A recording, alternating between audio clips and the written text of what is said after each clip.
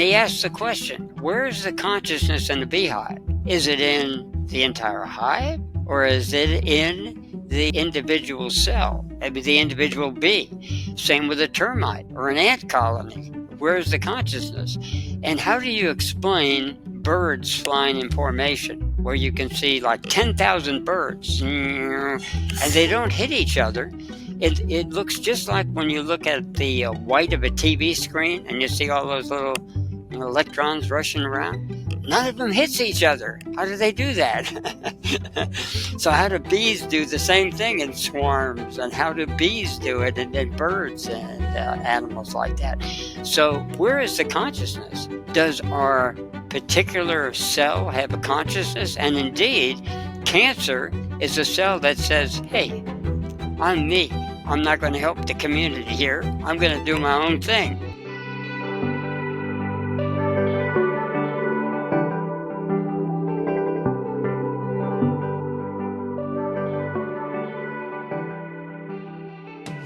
Aloha and welcome to another show, guys. Today we're diving deep into some fascinating topics with none other than Atom Bergstrom.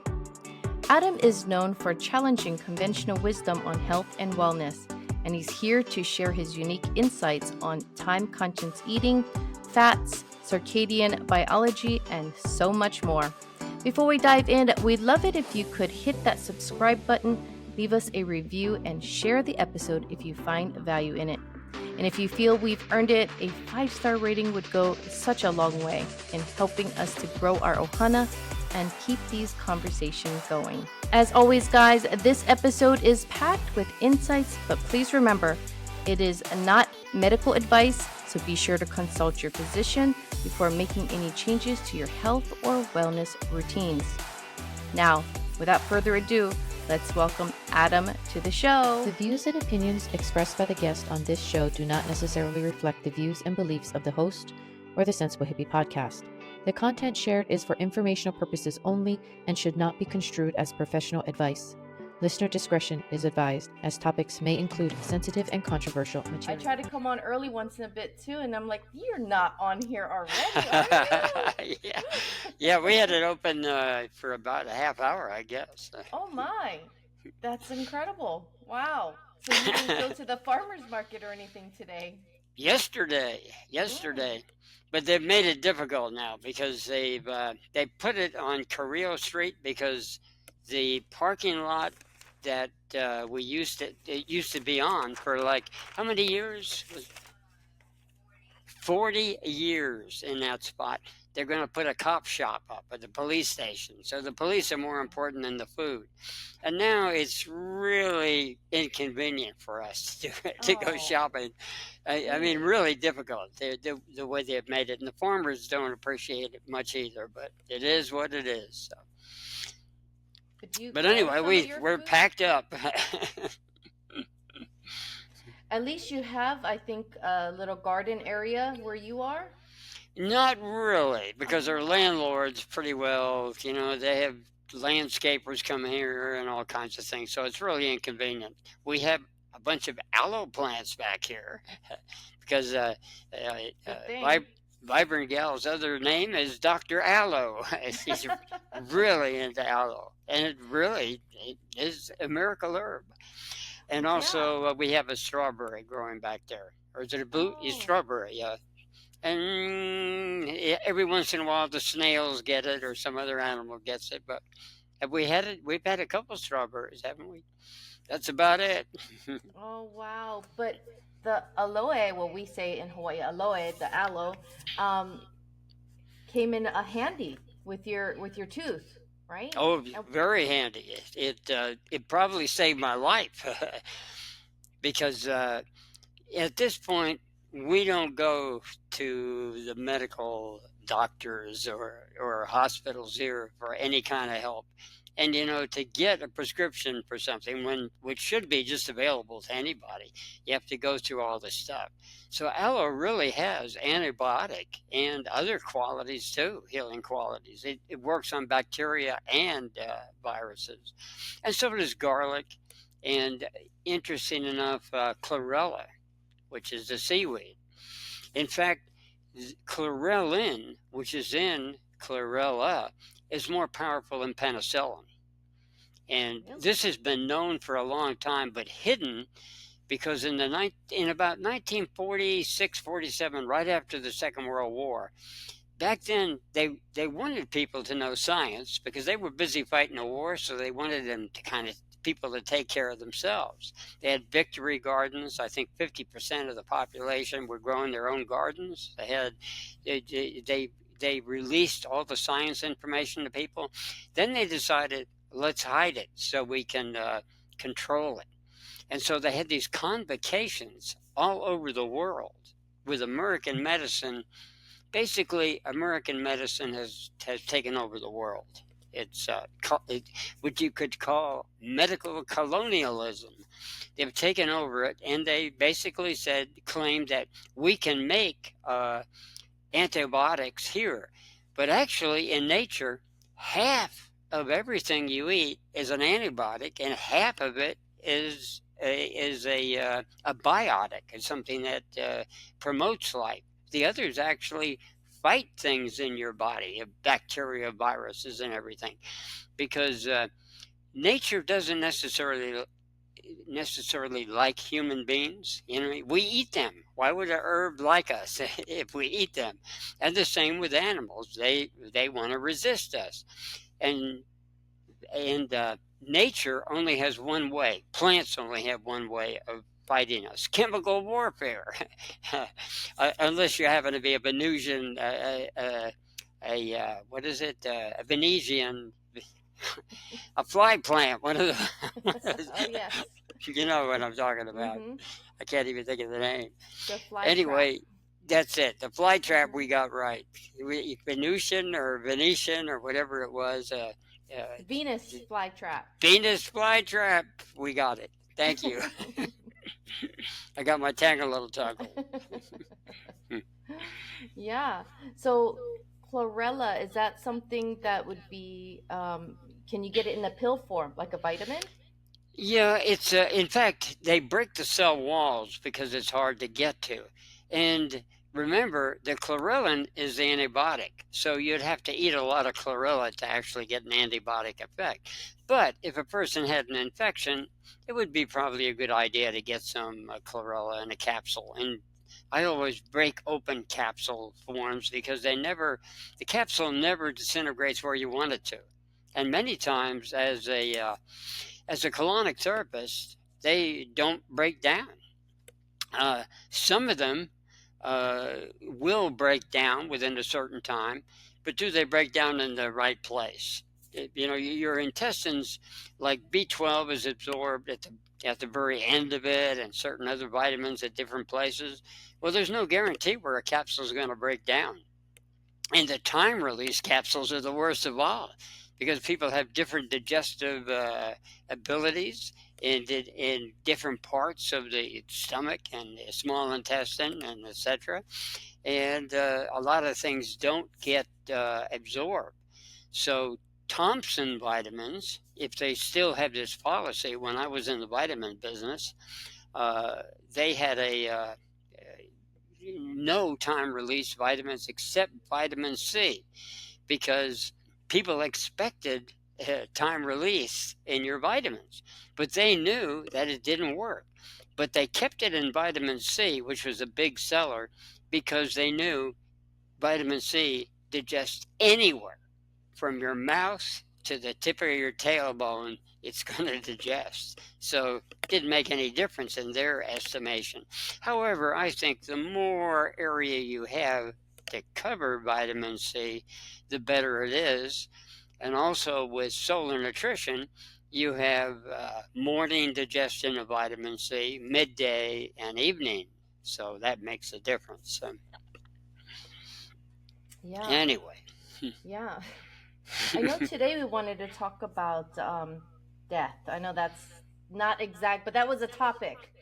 Yep. I forget. And survival of death. Yes, survival of death. Yes, because my mom's husband just passed away. Yeah. Brought this topic up. Yeah. When my mother passed away, Swami Nitty Gritty who actually knew her thoughts somehow internally. But he told me, when you think of her, don't think of the negative things, the missing of her. Think of all the positive things, because there is survival after death in ways that we don't understand, but they may actually come and visit you again, but they will not do it because grief is foreign to them. They have no conception of what grief is. So whether that was true or not, it changed my perception. I could look at my mother's picture now and have joy instead of, oh my God, she's gone. And Adano did say that the loss of a mother is the worst trauma you go through. So it's pretty bad. But it helped me a lot once he came and told me. He told me certain things that only we knew as secrets to make me understand that he was in communication with her. And even when she was dying, I ran over to the neighbor's house on the phone, and he said, "What time is this?" And I told him, he said, "Let them do their job," is what he told me, because he knew that it wasn't going to work at that point, that it was her time to go. And liver time with liver cancer, often people go at the time of the organ that they have the issue with. Oh, that's interesting. So with my my mom's husband, he had heart trouble and he died. I believe it was a heart attack. I'm pretty sure it was a heart attack. So Yeah, a lot of times, though, a lot of people die of heart failure and actually the organs. So the time, according to Adano, it was almost an inviolable rule to have your whatever organ time you die in is the time of the organ that fails. And often, though, there's a shunt effect. Like people with heart problems often die at kidney time because it's a shunt. You've heard about the line in the ear that's supposed to represent heart trouble. If you look at the ear, it's actually a kidney. It looks just like a kidney. So what you're seeing is a line in the kidney that is a shunt for the heart. So it is heart problem, but in kind of a convoluted way. That's interesting. So what does that line indicate? Well, according to the Mayo Clinic, who did research on it, 90% of the time, if a person has a heart syndrome, a symptom, and doesn't have that line, they don't have a heart problem. 90% of the time, if they do have a Lyme and they have a symptom, they do have a heart problem. So it's exactly inverse. And so it does make a difference. It's a line formed in the kidney for basically the heart not being handled right. And usually what's the problem with the heart is heartbreak. Most people have heartbreak and don't get over it or have a way to do it. Now, here's where they come together. Both you can prevent a heart attack because heart attacks are almost always caused by excess gas pressure. And we're not told that. We're told it's a blockage, especially a first-time heart attack. If you have it, imagine here's the heart, and now you have your intestines pushing up on the heart. There's just so much real estate, and so it squeezes the hose. You ever watered the garden and the hose suddenly, the water stops because the hose tangles? That's what happens with most heart attacks. So if a person will yell and scream and yawn and do things like that, I stopped two that were going to happen to me because I had all the symptoms. You get the pain in the neck, you get the left arm, and I just screamed it away because I was under intense trauma both times. One time I was in the middle of the desert with a truck full of all my earthly possessions in an open truck, and the truck was going to break down in the middle of the desert, and I would have had to abandon all my possessions in the truck to go maybe 50 miles to a gas station or for help. Now imagine an open pickup truck with all these goodies in there. How long was that going to last with people driving by? So I was under stress. So I decided to drive through with the warning light on all the way. And it turned out it was a warning light boo-boo, not a problem with the engine at all. But it put me through a lot of paces. So you yelled it or yawned it away? Yes, and exactly that happened to a friend of mine, had a very early heart attack, about 28 years old or 29. And as he was falling to the floor, he beat his chest and started it, just like you would have an ambulance come over and do the same type of thing. And after that, he just started eating a lot of barley and took care of himself, because before that he was eating a lot of junk food. But my friend Frank Broski was one of a kind. He just took things into his own hands. If the medical profession wouldn't supply an answer, he had his own answers. And that was remarkable. By the way, most heart attacks occur in the 40s and 50s. Once you get past the 50s and 60s, you're unlikely. You'll die of heart failure, but not of a heart attack, because we're more alkaline. In the years from the late 30s, 40s, 50s, maybe even to the 60s, the alkalinity gets to the heart.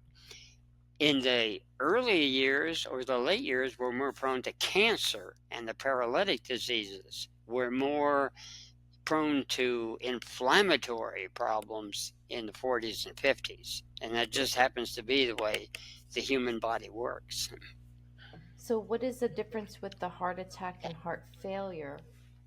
Well, everybody dies of heart failure, so the heart gets blamed often for something it didn't do. In fact, many fatal heart attacks supposedly are gallbladder attacks. And it's well known, even among doctors, that it's hard to differentiate the difference. But many doctors know if it's 12 midnight, it's a gallbladder attack. If it's 12 noon, it's a businessman's heart attack, which happens. So despite different variants, like they say most heart attacks occur at 4, some say 8 in the morning, and some say 12. And in my experience, the people I know who have left from heart attacks, it was all pretty much either at heart time, about 12 o'clock when they ate lunch, or it was pericardium time, which is interesting that there are two meridians for the heart, a pericardium and a heart. One mostly has to do with the heart. The pericardium mostly has to do with the venous system rather than the arterial system. So those are two times to watch out and watch your emotions. Like if people get upset at hard time, they should quickly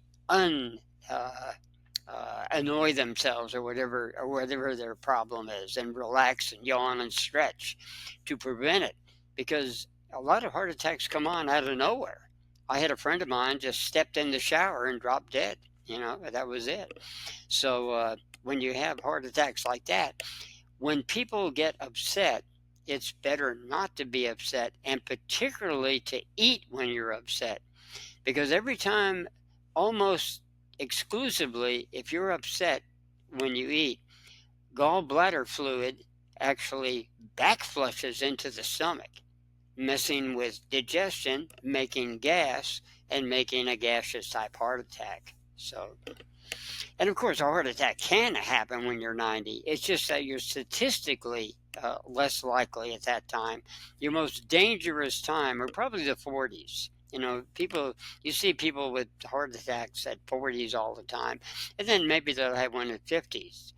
Once you have the structural damage, though, now you do have a blockage, so you have more problems. Yet, if people get through one or two heart attacks in their middle age, they usually go on to their 90s and die of some other disease. So, interesting how that happens. Yeah. And what time is heart time? 11 in the morning till 1 o'clock.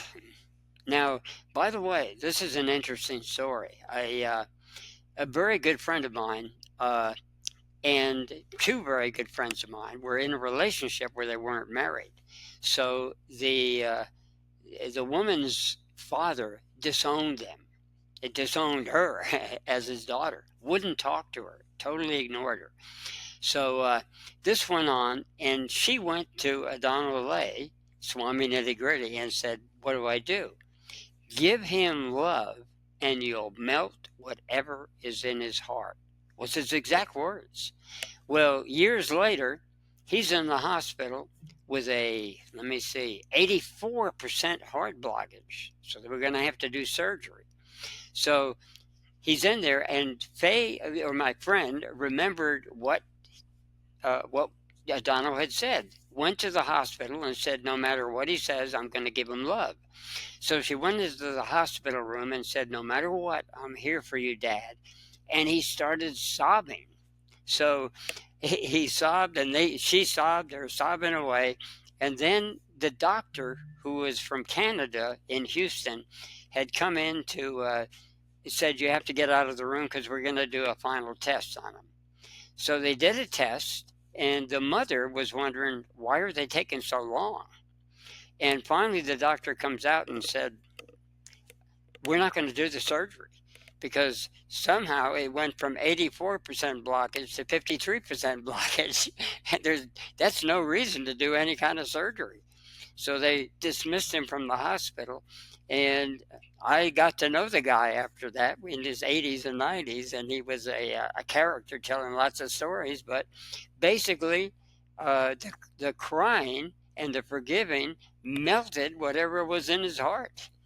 So a lot of, I have found 100% connection with the mind and the body. So the more we take care of the mind and really go into what our traumas are, most people don't. Anyone who does the cornerstone technique will find out that people think they know who's the matter, but they often don't, because it often plays back. They might be in a relationship right now that is breaking their heart, but it usually stems back to even before birth, or as a child with the parents or a teacher or someone way back there. Mostly pre-birth. How do you find out if it's something pre-birth? Then you just turn the feet and you'll find the answers. Yeah, the cornerstone technique, I encourage people to do it, but not too many people do it. And I really believe the problem is it's too simple. People want complicated things. They want to go to acupuncture school. They want to go to cranial reflexes and learn all these things to uncover traumas. And actually just turning the feet left or right, it gives you an answer right away. You're plugged in. Children learn it easier because they don't look for more complicated things. In fact, the cornerstone technique, I don't find many chiropractors or doctors, I've worked with both, or osteopaths that can do it, because they want to make it too complicated. The person who does it best, and I'd say just as good as I, is a friend of mine named Jimmy Salvaggio. And he's a businessman. He makes money in the stock market and on real estate and loans and things like that. Been in that all his life, but he just picked it up right away. Now, because he earns his money in other ways, he won't do it professionally anymore.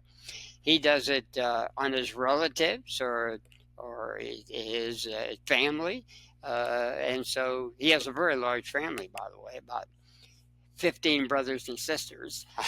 The total family, I think, is 14 or 15 people. And so it keeps them busy. That's incredible. So anyway, people can do it on their family or their friends, or you can make a living off it. I did it for years. I did it for about 30 or 40 years. I was out there. Basically, all you have to do is turn feet. Now, there are other cues. Like, I have done sessions over the internet because people's eyes often tell the trauma. And when I will wince, like if you say something like, how's your ex-wife doing? And then the person goes with their right eye, because it's always right for female and left for male. And then you say, how's your ex-husband? You know, there's a problem there. Or if a person even cuts themselves on one side over the other. There are no accidents. as weird as it sounds, and I can't explain how this works, but our lives are not just accidentally going along. There's a script written out. And when people have accidents, you'd be surprised how they happen. Like a very dear friend of mine went on cosmic vacation a few years ago, and he had intestinal problems, including hernias, multiple hernias. So when I found out he died within 2 or 3 days, or a week at least, I ended up with an inguinal hernia on my left side, which I've been living with now, trying to figure out how to mitigate it or not be walking around the street holding my guts in as I walk around, because I'm not going to a medical doctor. But I know there's emotional and cognitive reasons for this. And the way to get rid of it is actually with a cognitive solution. In other words, why is it bugging you now? And why are you missing him? Because I've had even closer friends die, and they didn't affect me in ways I know anyway. So that's why the cornerstone technique goes in there and tells you what the problem is and how to solve it, because just knowing the problem isn't going to help you. But we all know the answer, why we gave it to ourselves, because otherwise, how could the unconscious or the autonomic nervous system run itself? It runs the heart, it takes care of it. And if the heart has a problem, it's obviously the autonomic nervous system, which is connected to the brain, which is all running together. So automatically, the mind is always involved. Now, I'm a 99% guy, but I've never found an exception to the rule. Anyone who has ever come to me for a session, I have found a psychosomatic connection between their physiological disease, be it cancer, a backache, or a hangnail. Never found an exception to the rule. Wow. And could you elaborate a little bit more about the script? You said Well, it's called karma in the East. And basically, how do psychics sometimes know what's going to happen in advance? How do astrologers somehow know what's going to happen in advance? Now, Swami Nitty said a psychic can only be 80% accurate because they have to look through their own aura to see someone else's aura. And often they misinterpret what they see. But obviously something's going on. I've had seen predictions that Donald Lay has made, or other people have made, that come out to the exact day. And prophetic dreams. How does that happen where a person has a dream about something? I myself dreamed that my parakeet got away as a child. I went on a bicycle ride, and I learned about it from looking from the top of a building where I couldn't get to do anything about it. We went on a bicycle ride that day, and my mother accidentally left the same parrot in my dream out the door. So I've had other prophetic dreams like that too, and other ones that didn't come true. So it's really kind of hit and miss for most people. But some people have better odds than others. Peter Herkos, we hear of a lot of people who have those type of abilities where they can tell in the future. So where does the future begin? And are we living in all three at the same time? Is it all an eternal now, according to philosophers? It is. And that's why many people say it's karma. So basically, according to Swami Nitty, we're watching a movie. We're not really acting. We're the actors in a movie, and no matter how many times you run the movie over and over and over again, it's always going to end up the same. Even if you have a psychic saying, I'm going to change your life by you doing that, it happens every time. So we have psychic phenomena within the matrix, but no psychic phenomena outside of the matrix because the movie has already been played. That was a theory about 100 years ago. Ouspensky had that theory, and I believe Nietzsche also believed in eternal recurrence, they called it, instead of reincarnation, that you live the same life over and over and over again until some people said you could finally wake up and realize this is a movie and then get free of it by basically not being a part of it. You know, they put you in a movie theater, they darken the lights so you can't see what so you don't think of the rest of the world. And pretty soon you're sucked into the movie. You get upset, it seems. I've watched my share of movies and I've gone into those states. Some people keep that state with them and turn it into their lives. That's why they say many violent movies make people violent. They actually get the violence out of my system. I don't feel any violence. I only feel violence when I'm seeing the movie, and then it's over. But many people don't do that. They've had heart attacks during, like, The Exorcist and movies like that. They get so upset. But anyway, we get attached to our lives, and all of the great teachers tell us, don't be attached. Just let it flow, and your life will be successful. Then you're being taken care of. If God can take care of the birds in the field, don't you think they're going to take care of you? That kind of thing. So do you think it's like a simulation almost? I really think it really is like a simulation. And I can't say exactly, but something's going on beyond this. And you enter stage right and go stage left, like Shakespeare said, where you go through your part.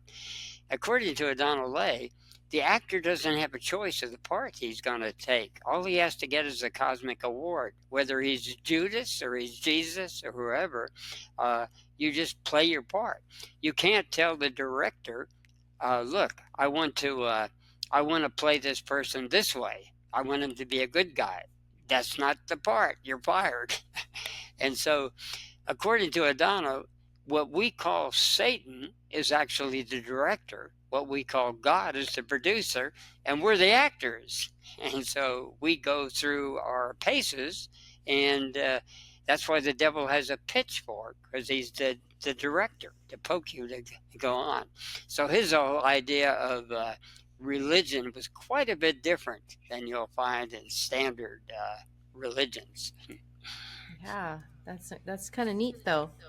I think you mentioned before too about after you die and something about 3 days later coming back.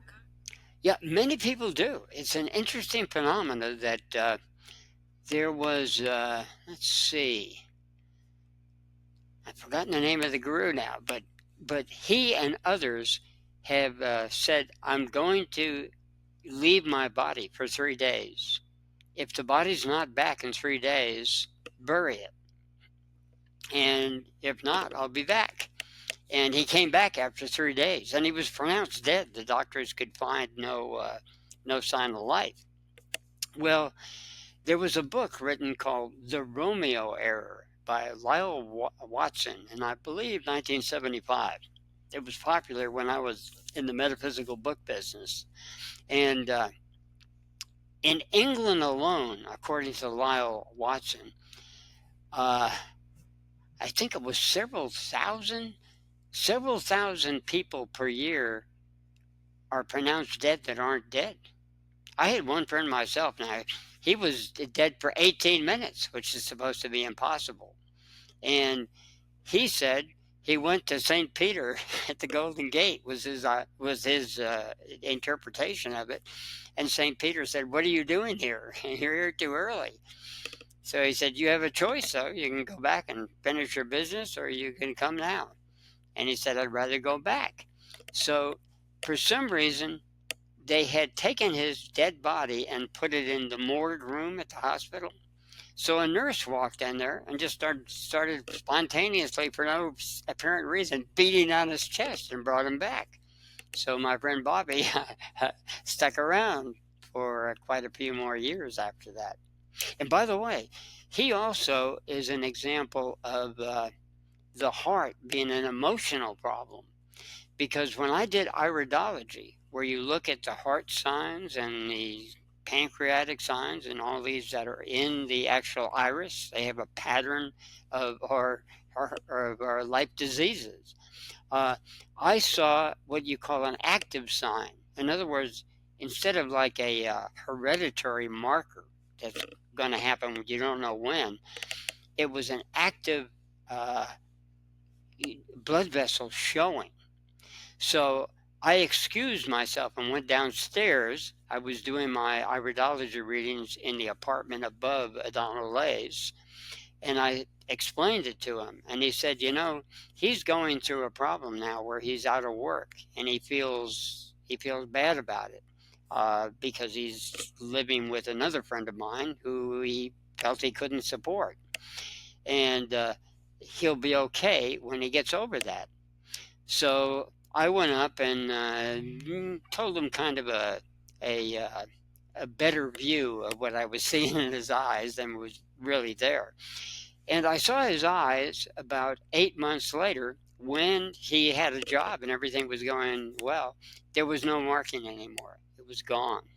So there are different markings. There's markings that are etched there that come from that are your susceptibilities for life, and then the active marks and the squeezings of the pupil. Like stroke people often have a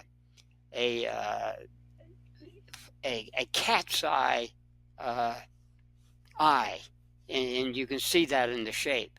And depressed people, even suicidal people, will often have like a horse iris where it's designed to see the horizon. A bird's is this way, and a cat's because they're looking for birds and things of that nature. And a horse and a cow has more of a flattened. We're the only creature in nature, really, with a very round, perfect iris. Wow. But anyway, the shape also corners in and out, show you hearing problems, psychological hearing problems, and all kinds of problems. Those are active problems that are going on neurologically. Then the other etchings are actually more like karma, and it takes light to inscribe it, according to J. Deck, who is probably the world's most authentic expert on iridology. And those markings, when they're in Germany, the German iridologists who were trained by Deck regard the iridology as being better than X-rays and more acceptable. So I was fortunate to get two of Deck's textbooks and a slit lamp. So I could tell a lot myself by doing iridology. You've done that for a long time too? I would say I had practiced kind of a version of it from Bernard Jensen and things like that, but that's really pop iridology. It really isn't true. Like they say you can see parasites in the eyes, and most of that is nonsense. You can see the conditions that could foster parasites, but you can't see a parasite. There is an exception to the rule. If parasites are really in your body, often your eye will actually, there won't be a marking, but it will actually the pupil will get small, large, but that could be syphilis too. So in other words, you have active diseases that will show up. Now, eye doctors actually know that they can look into the retina of the eye and find 2,000 different diseases in their retinal diagnosis. So with the slit lamp, I wasn't trained to really do the retinal thing, but I was trained by an eye doctor to show how it was done. But I just worked with the iris itself. And J. Deck had the most remarkable system. I was lucky enough to meet a student of his in Kansas City at a naturopathic conference, and then later got a hold of those two textbooks when I worked in a metaphysical bookstore. At that time they were over, I think, $125 a piece, and now I think they're out of print. So I think they're about, last I saw, $800 on the internet. Oh my. That's incredible. Anyway, iridology is, it can be pretty accurate. It shows a lot of things, yes. Now, you can change it. And one of the problems is when you tell a person that they have this, they make the movie happen. And so in fact, that's one reason I got kind of disturbed about it, because you would tell a person they were going to have a problem and then they would have it. Now, was it the iridology, or we are very prone to suggestion? People have gotten sick by suggestion and get well by suggestion. In fact, of course, I wrote this book called Mesmerism and Miracles, which was 173 chapters of all these miraculous things that have happened that go beyond what we would call Western science. And even now, I'm doing Diamond Body Journal, which has a lot of that kind of things in. One example is, how can doctors explain this? You take a susceptible person, and you have a test tube with chemicals, and every time you hold it in your hand, the person who you have hypnotized feels that chemical in their body, and it gets nauseous or whatever it is. Now, he gives it to someone else, and they feel something mild, but they don't really feel the actual taste and what it's like in their body. So people have seen things at a distance. Oh, and this same person, by the way, suggested draw this, sketch this particular piece of art. So they do a beautiful picture, and they can't draw it. They're not a professional artist, but with the suggestion, suddenly they are. Same thing. What happens when a person hits their head and becomes an instant genius, like the guy in Denver? He jumps into an empty swimming pool, hits his head, and suddenly he's a genius. Genius has a lot to do with injury, and the brain doesn't take it all, because our consciousness is mostly outside our body. That's a Rupert Sheldrake thing, and he's right. Oxygen is where the consciousness is. Really? That's pretty cool. Even trees have consciousness, and a man called Sir Jagadish Chandra Bose, India, friend of Yogananda, and also a famous scientist, well known and respected in India, found out that individual minerals have consciousness, and that metal fatigue is actually a metal approaching death, and that they can die. An individual molecule can die. And one of his discoveries was the most conscious metal is, of all things, tin. And platinum is close by, and zinc isn't even an also-ran. Wow. So how would zinc and tin or other metals have a consciousness? They actually can feel and affect reality.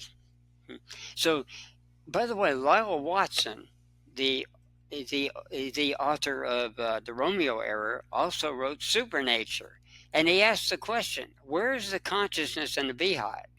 Is it in the entire hive, or is it in the individual cell, I mean, the individual bee? Same with a termite or an ant colony. Where's the consciousness? And how do you explain birds flying in formation, where you can see like 10,000 birds and they don't hit each other? It looks just like when you look at the white of a TV screen and you see all those little electrons rushing around.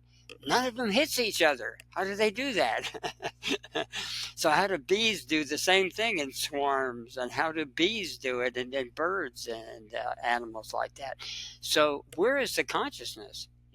Does our particular cell have a consciousness? And indeed, cancer is a cell that says, hey, I'm me. I'm not going to help the community here. I'm going to do my own thing. I'm going to build my own structures and forget it. That's one of the problems with cancer. People think it's a parasite and all kinds of other things, but it's an isoparasite. It's one of our own cells that went rogue. So if you try to kill it, you're trying to kill yourself. So you better have another strategy, which Ravisi had and certain other people have had to get rid of cancer. Most cancer treatments don't work. Exactly. They work maybe for 5 years, and it comes back. And then it comes back with the vengeance, because it spreads everywhere. especially with the therapies they do, because basically, like chemotherapy may get rid of one and then make 5 more cancers of different types. So, Yeah. and I'm not going to diss it, but here's the really big mistake. How chemotherapy works is by shock, but you can actually get stung by killer bees and not die from it and get cured of cancer, or they can give you cancer. Shock is the main thing. So you might, instead of chemotherapy, it might be more pleasant to have an automobile wreck or be stung by killer bees, or as one doctor found years ago, uh, he found a man who had fatal cancer, and he was given about a week to live, and he got an infection. Well, they figured, well, if he's going to die of one or the other, that probably the infection is going to kill him first now. So he survived the infection, and the cancer went away with the infection. So the doctor became curious and traced the man down 8 years later when he read of the case. The guy was still cured. So then he started giving people toxic germs, first killed a few, and then devised a way of getting just to the edge, and he was curing people better than radiation therapy. But because radiation therapy was profitable, it took over from Coley's toxins, they were called. And Coley's toxins worked even better, and we're starting to get some popularity again. But of course, they watered it down to make sure they get the money out of it. Now they claim you can make severe heat and kill cancer. They left out all the other part about how another disease can cure it. And in my own life experience, I've actually seen this where people have had a shock and been cured. One of the most dramatic ones is my friend Judy Utley, who I'm sure I've talked about before, had spinal cancer, breast cancer, lung cancer, and she got a big hole burned in her back, about 8 inches wide, with by these 2 ladies in San Antonio, Texas, and her cancer went completely away. We're talking spinal cancer, and she continued chain smoking, and she lived for 9 years. And when she went to see the doctor who died of lung cancer 4 years later, he told her, "How did you even walk in this office? You have cancer everywhere." I said, "Go and get your life in order. You'll be lucky if you survived a week." So she believed that at first. Then she decided, "I'm going to fight it." And that's when those 2 ladies burned the big hole in her back, and she was well. How did they burn her back? Yeah. Well, it's a type of zinc. It's called, what do they call it? Black salve in Texas, it's called. It's well known. And they burned a big hole in the back. And it's been done for 100 years or so. Even the medical profession thought of using it, not understanding how it was working, though.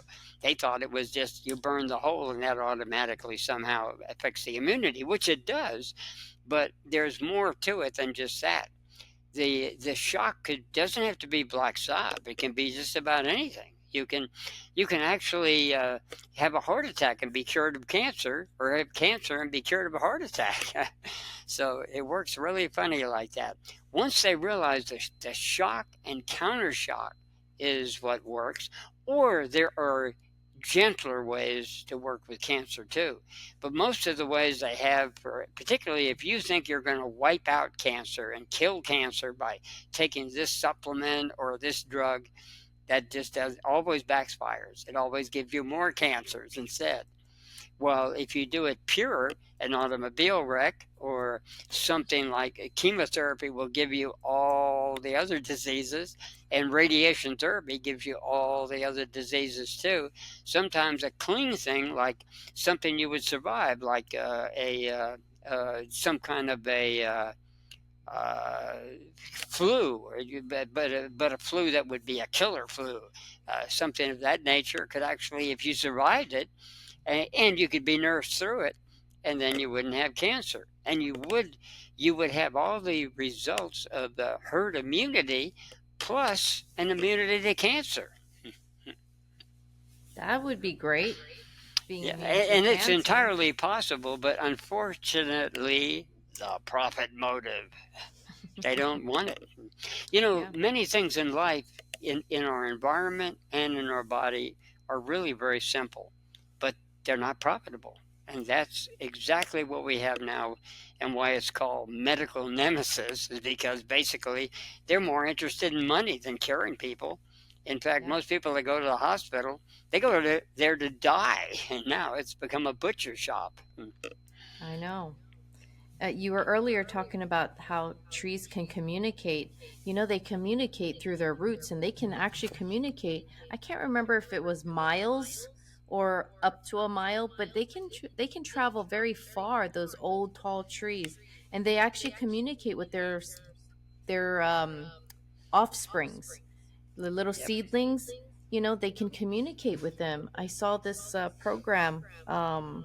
I think on Gaia that talked about that. It was pretty incredible. Yep. And not only through their roots, through the air, and through infrared radiation as well. You know, there was a mystery in Africa. Uh, there were these equivalent of deer living on the belt, I guess they call it, like the prairie, and they would graze on these trees. Well, suddenly there was a drought, and all of them died. They all were found dead. When they examined them, they were all poisoned. Well, what they found is the trees did not mind them nibbling on a few leaves, but during the drought, there weren't that much food available, so they were eating the whole tree. So one tree broadcast to the other, "Hey, these guys are eating us, kill them." And they manufactured a poison that killed them all, every one of them. There wasn't one alive. And then they realized, wow, how did they do that? Because it wasn't through the roots. They did it through the air. Some of it is done by infrared radiation, and also the very thing that we call aspirin is another way they do it. It's through salicylates that they have the communication. So they have odor, they have infrared, just like our nose not only works through odor, it works through infrared radiation. And we can actually have odor through walls without having any kind of odor. So even that's mistaken. We have powers that they negate. They did an experiment back, I would say maybe in the 30s or 40s. They put bees on one side of a wall, odor-proof wall, and they could make the bees come up against the wall to try and get honey. They could make flies come for rotten meat, and they could make other animals do the same.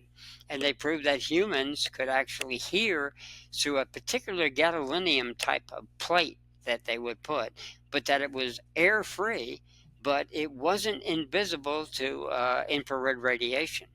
So infrared radiation is how pheromones work. So we have our pheromone system is different than our usual smell. And then we have another, we actually have 5 smell tastes that most science doesn't acknowledge. And so we have these super abilities, and even the ability to smell as well as a dog or a wolf. Under hypnosis, many people can smell miles away, different tastes and phenomena and things like that. But we're brainwashed as children.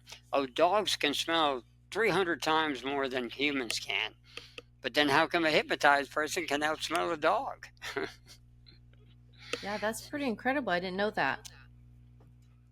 Yeah, and they don't want us to know that. See, they want us to think we can't deal with ourselves. I just put a quote on Facebook, maybe yesterday, from Louis L'Amour. He said when people were mountain men up in the mountains, they didn't get infections. It was so rare. And yes, they had Indian herbs and stuff like that, but they knew they were going to get better because they were living in the fresh air. They were eating a good diet. And so why would they get an infection? Infections are caused by people eating incorrectly. And God knows we don't die now from the big mistake is people die from toxic food. They die from overeating, frankly, from wrong combinations. because we don't die from under eating or under nutrition. We die from over nutrition and overeating, and that includes the minerals. They say, oh, you don't want to get calories, but you want to get minerals. Actually, the minerals kill us. Iron, magnesium, when people supplement like that, it's like taking a 20-gallon gas tank and putting in 60 gallons of gasoline. How does that help your car? How does that help your body? It actually toxifies your body because those minerals then form what they call reactive oxygen species and basically inflame the body. And then people wonder where it comes from. They blame cholesterol. And it's not cholesterol. It's they're taking all these minerals. Oh, magnesium, got to take more copper, got to take more iron, got to take more selenium, whatever it is. That is meant to get in food in moderate amounts. And of course, that doesn't happen. Iodine, another one. People die of iodine. More people die of cancer from iodine than they do from lack of iodine. You're kidding. There's a famous doctor that talks about how we don't have enough iodine. That's right. And they kill people. I actually wrote a book on iodine called Iodine. Too much iodine. Thank you. She's my Wikipedia. Yeah, I know she is. Too much iodine. And absolute proof when even the CDC warns that though potassium iodide can be handy when you have a plume come over, don't take it more than 3 days, they say. Hey Ohana, I hope you're loving this conversation as much as I am. I just wanted to pause for a quick moment to ask for your support. If you're enjoying what you're hearing and feel like we've earned it, we'd be so grateful if you could leave us a rating or review. Your honest feedback really helps us grow and reach more people who love exploring these fascinating topics. And if you think this episode would resonate with someone you know, don't forget to share it with them. Mahalo nui loa for being part of our journey. Now, back to the show. Don't take it more than 3 days, they say.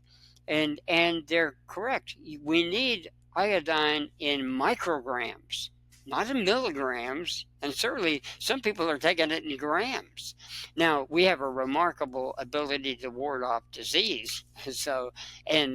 But once we get emotions mixed in and we get too much iodine just running rampant in the body, it's severe. The main cause of thyroid cancer is too much iodine. Other than radiation and other ways, obviously, if you're going to get exposed to radiation or maybe chemotherapy, you have a better chance of dying from that than the iodine. But iodine, then people say, well, why did they eat all that iodine in Japan? Yeah, but they eat cruciferous vegetables to block it. Bok choy or Chinese cabbage, and they have buckwheat noodles, which blocks it, and they have soy, which blocks it, and they eat turnips too in Japan. Yep. Now, so they don't have actually Hashimoto's disease was diagnosed in Japan. So if the Japan are doing so well with their thyroids, why was it diagnosed there first in the entire world? So it does occur there, and with even more recurrence, but it would have more without the iodine blockers, except in Hokkaido. In northern Japan, they don't eat bok choy and things like that. They're poor, so they just eat the seaweed. It's food, right, out of the sea, and they have a prevalent cases of thyroid cancer. That's interesting. That's where my family's from. Hokkaido, really? Yeah. Interesting. My mom, I was born in Sapporo, Hokkaido. Wow. Now that is cool. Yeah, my brother was stationed there he was stationed in Japan in the military, and one of his greatest things was accomplishments was riding on a motorcycle the entire length of Japan and width. Wow. And when he was up there, he had first time I ever saw photographs of the ice festival up there. Yeah, I never got to see that, unfortunately. So Yeah, someday I'd like to go see that, but that's very expensive time to go see Sapporo, Hokkaido. Is That's what, January, February. yeah, that's what I hear. Yeah, but we do go often. I think it's been like 7 years since I've been back, since a little bit before COVID was the Uh, last time I visited. But that's where my family's from on my mom's side. wow, interesting. Hmm. Yeah. And her dad is from it's called Wakanai, which is all the way the farthest north part of the Hokkaido Islands that you could get to, where it actually had those, I guess, land bridges from, um, I guess, during the Ice Age where people walked across Mm-hmm. from Russia. You can actually see Russia over in that part of Japan on a nice clear day. Wow. So yeah, so Interesting. that's I know, but yes, they do eat a lot of seaweed there. Yep. And by the way, on Kauai in Hawaii, I have Japanese friends. Three of them are Adano initiates and are still alive. And they tell me stories like uh, his father knew how to open macadamia nuts without a machine, but he wouldn't even pass it on to his family how he did it. He could just take it in his hand and open them up, Wow. but no one learned it. And the other thing is when he would catch octopus, he learned this from the Hawaiians. He went out there and how did he stunned them somehow, and then he bit their what did he bite off? Well, the part of the octopus actually bit it off and then took it in to eat it. So he knew the Hawaiian way of catching octopus. Yeah, I don't like. Everybody always tells me, "What kind of Japanese person are you?" Because I don't like raw fish. I don't like. I don't like octopus.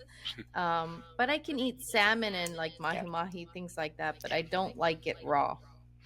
Now it turns out that salmon gives you, and those fish anyway, give you yellow fat disease, as if you known. I Yep. regard myself as now. You eat it once in a while, no problem. But see, I ate tuna every day. I was a tunaholic, even even in high school.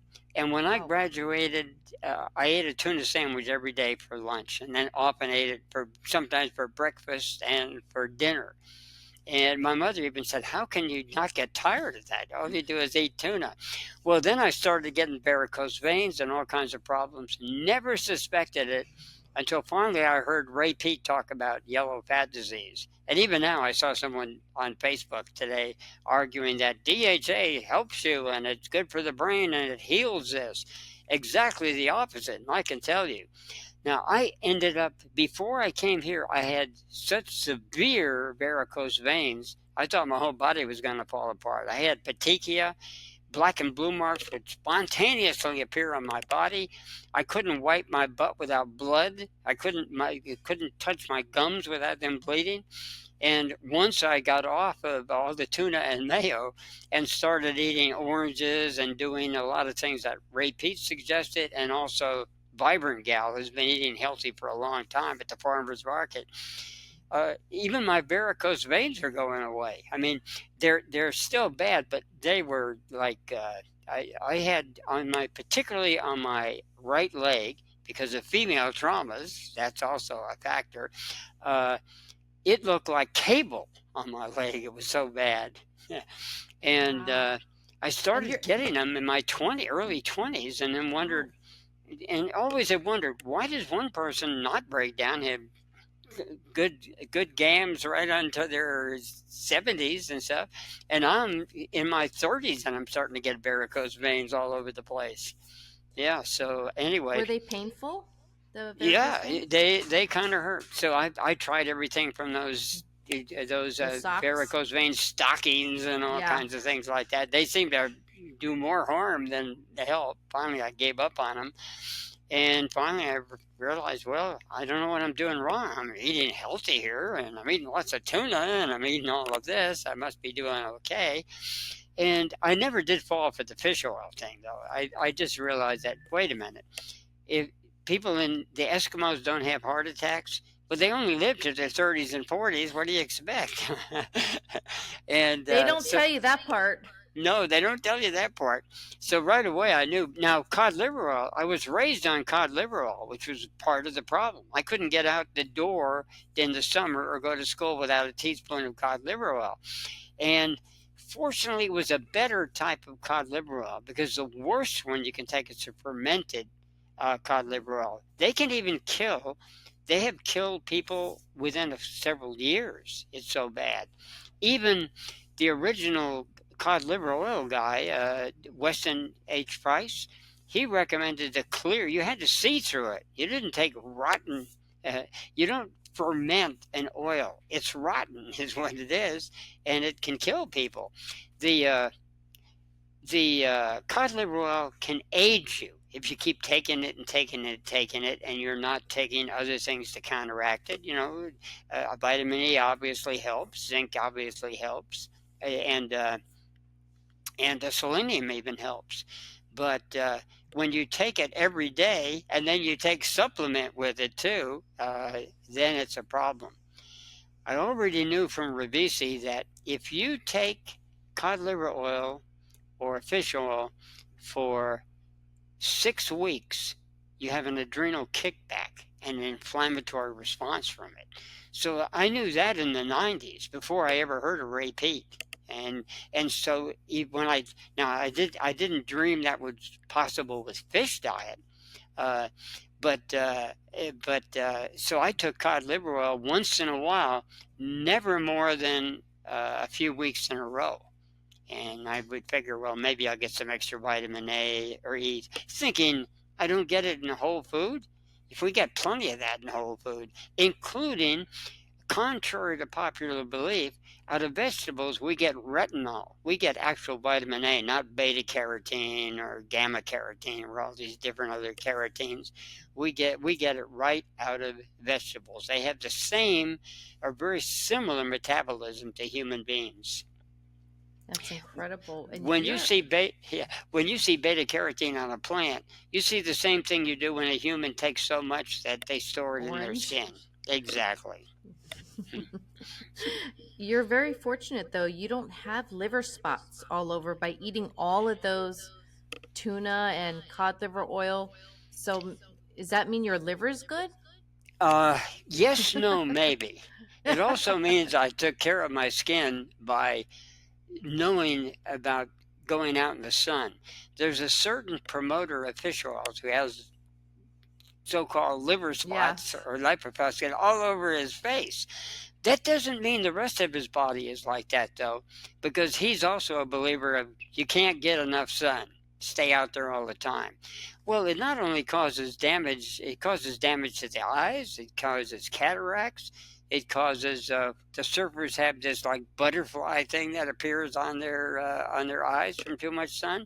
So you can get too much sun. So it damages skin, which is an organ, and if you're taking fish oil, it's going to pronounce it. So it's going to take the organ that's under stress.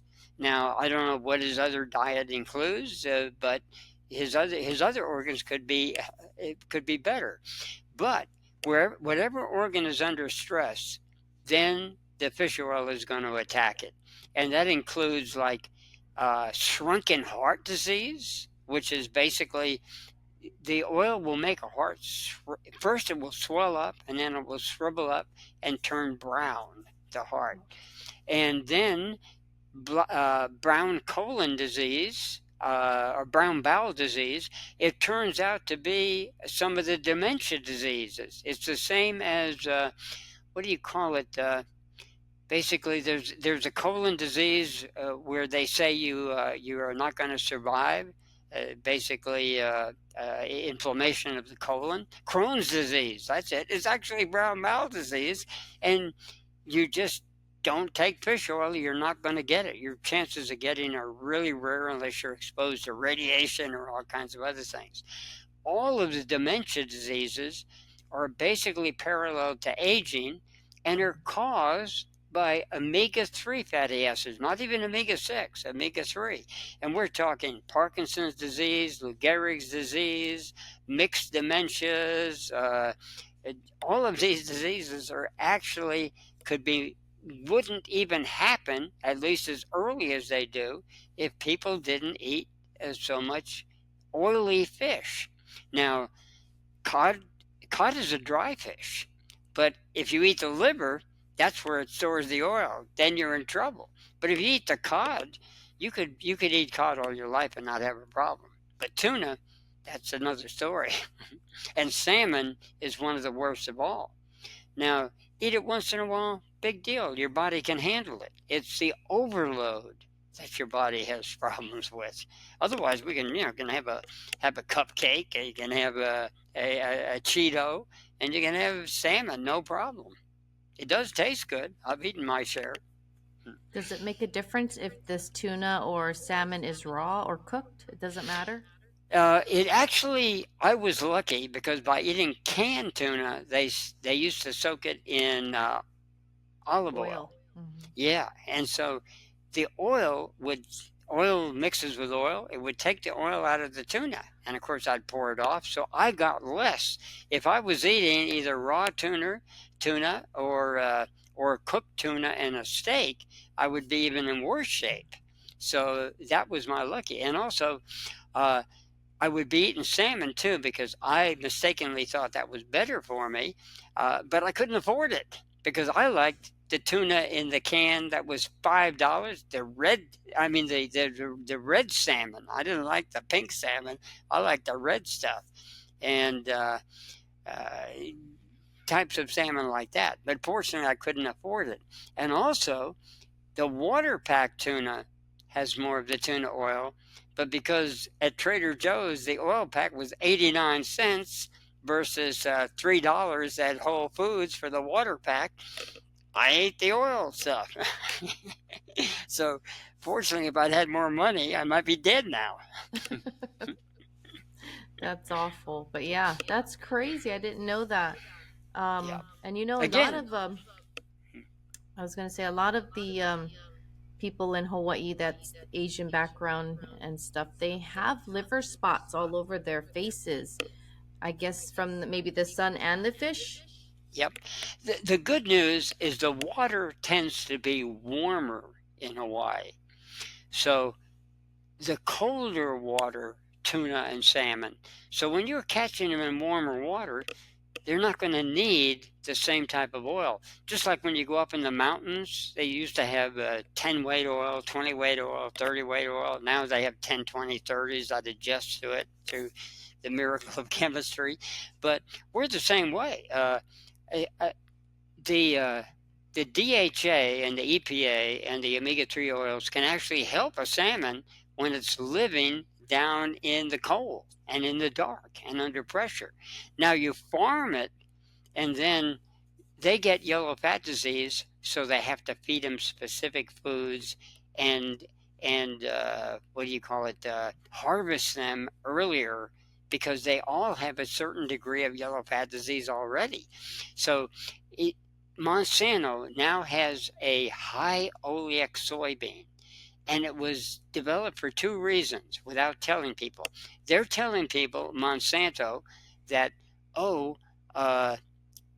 fish oil is good for you. And at the same time, they were making a chemical to prevent yellow fat disease from occurring in salmon and in other food. And then now they realize that if they fed a combination of soy and corn, it gave the salmon yellow fat disease earlier before they could harvest them where you didn't notice it. So what they did is they developed a high oleic soybean, and it's not really high oleic, it's low linolenic or omega-3 fatty acids. They call it omega-3 when they want to say it's good, and then they mysteriously change it to linolenic acid when it's bad. Omega-6.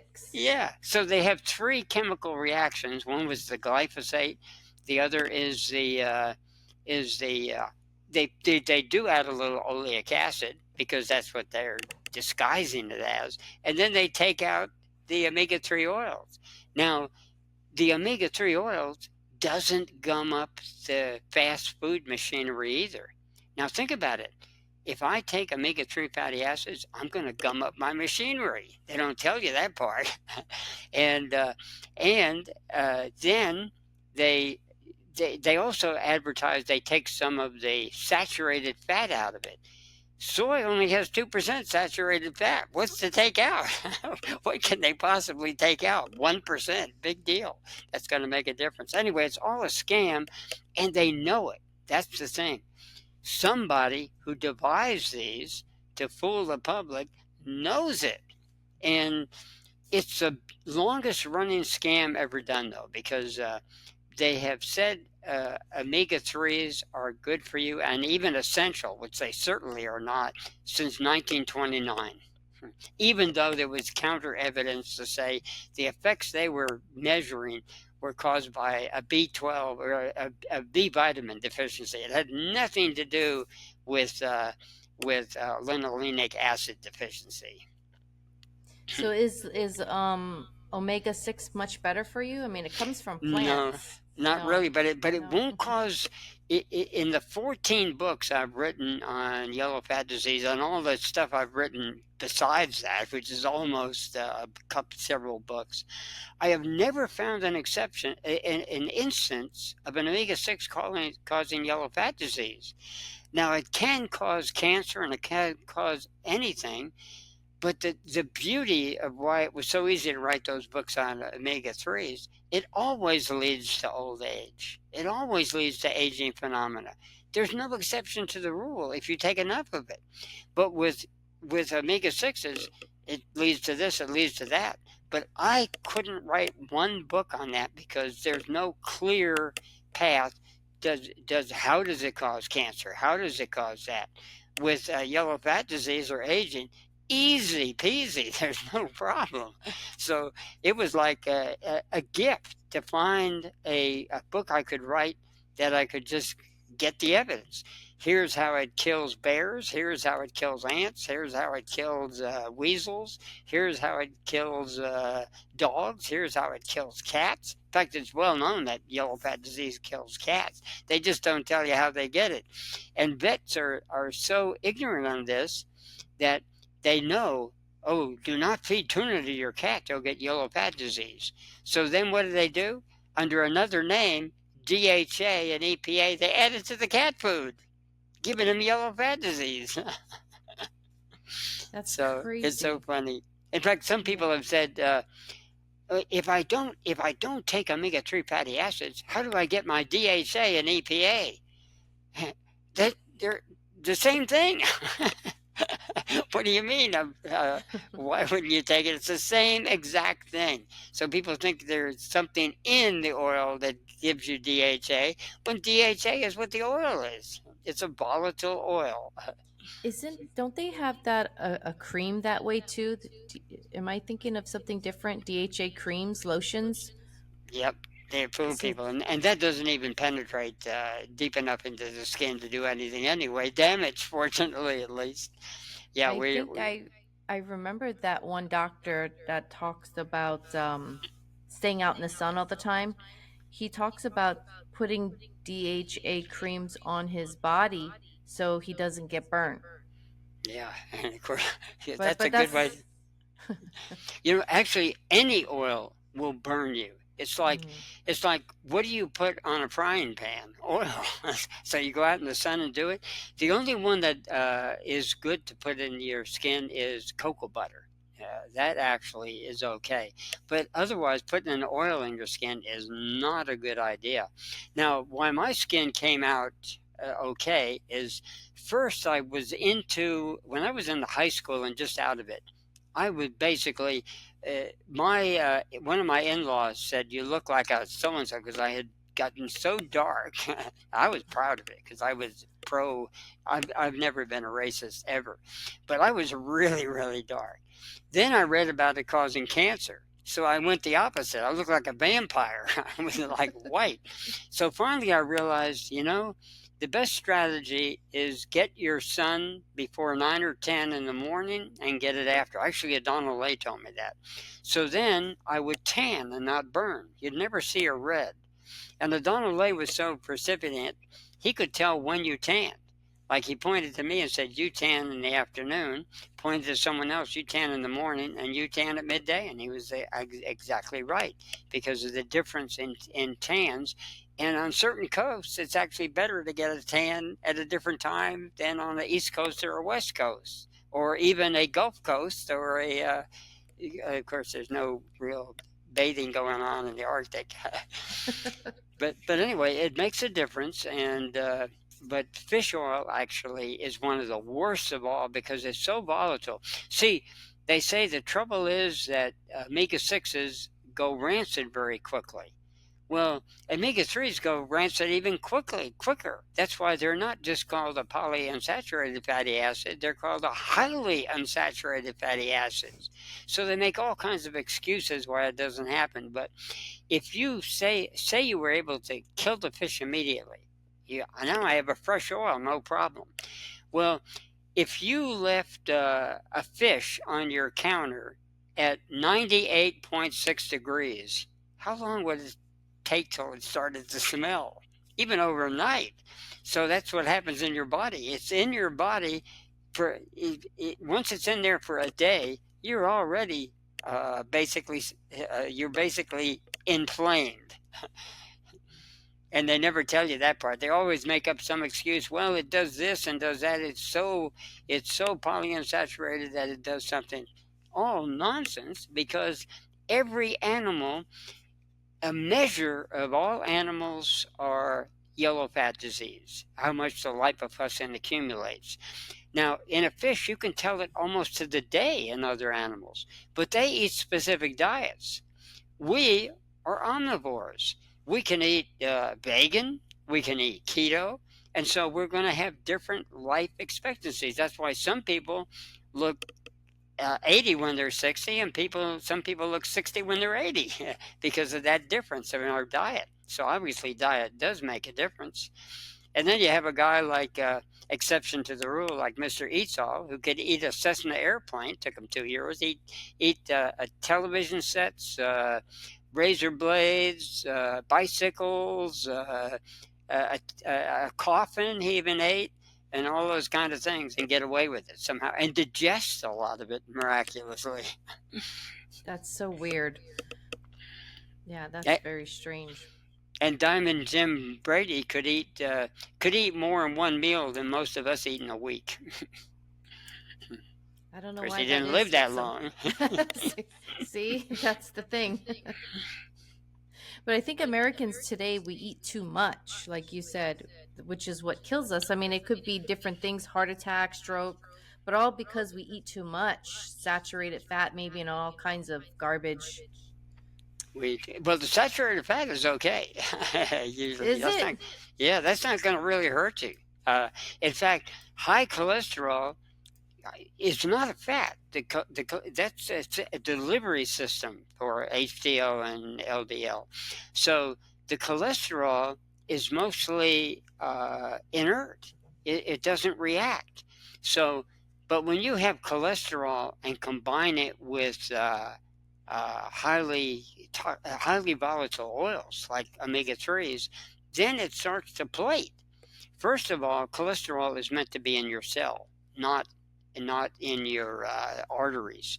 But what happens is when you take the omega-3s, it transposes it. It puts it where it shouldn't be.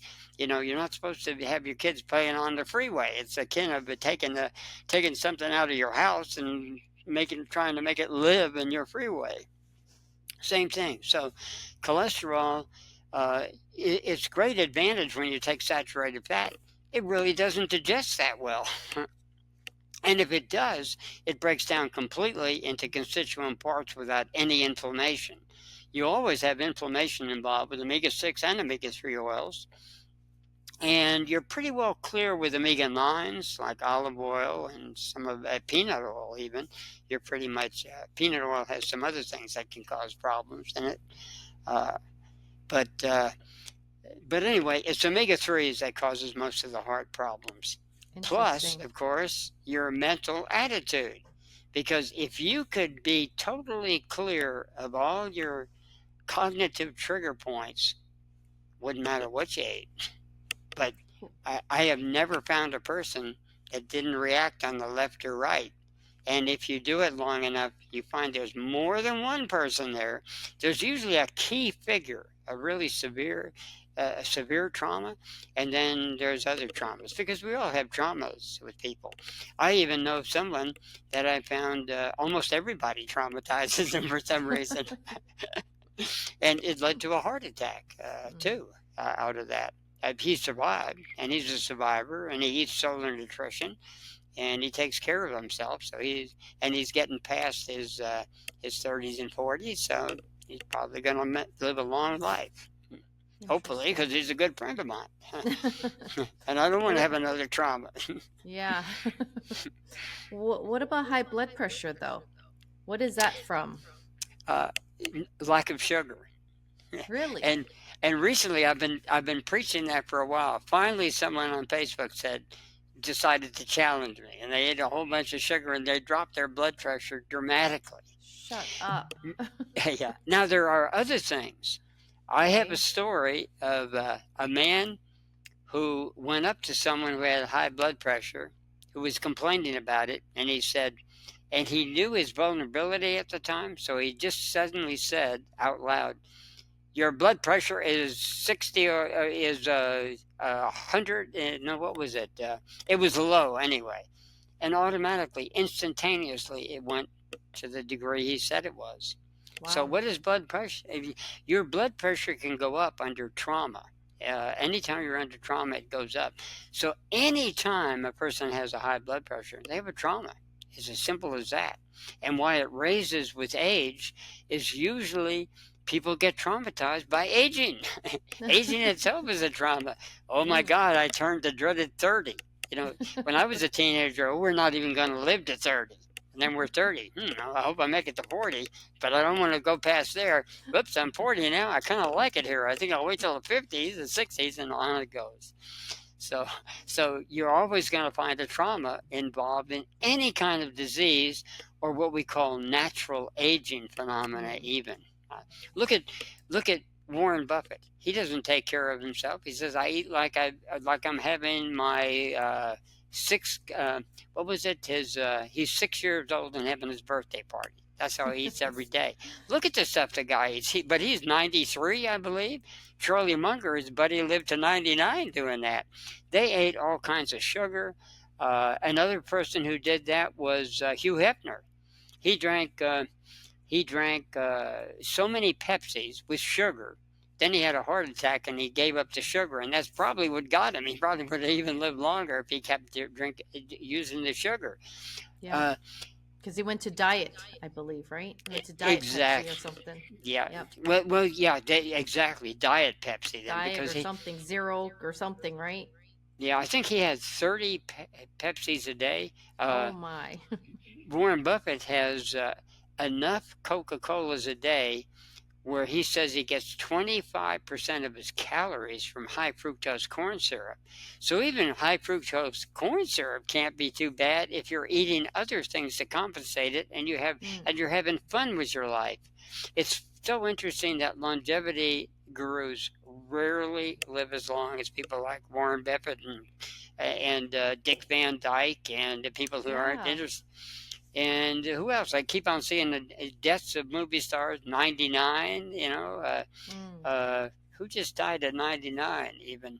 But anyway, they're not paying Betty attention. White? Yeah, Recent. There's another example. Yeah, she was 90-something, right? Did you ever look at her diet? Man, she ate all kinds of junk food. Yeah, she ate some healthy things, but she was known, I forget what her signature foods were, but they were not considered healthy.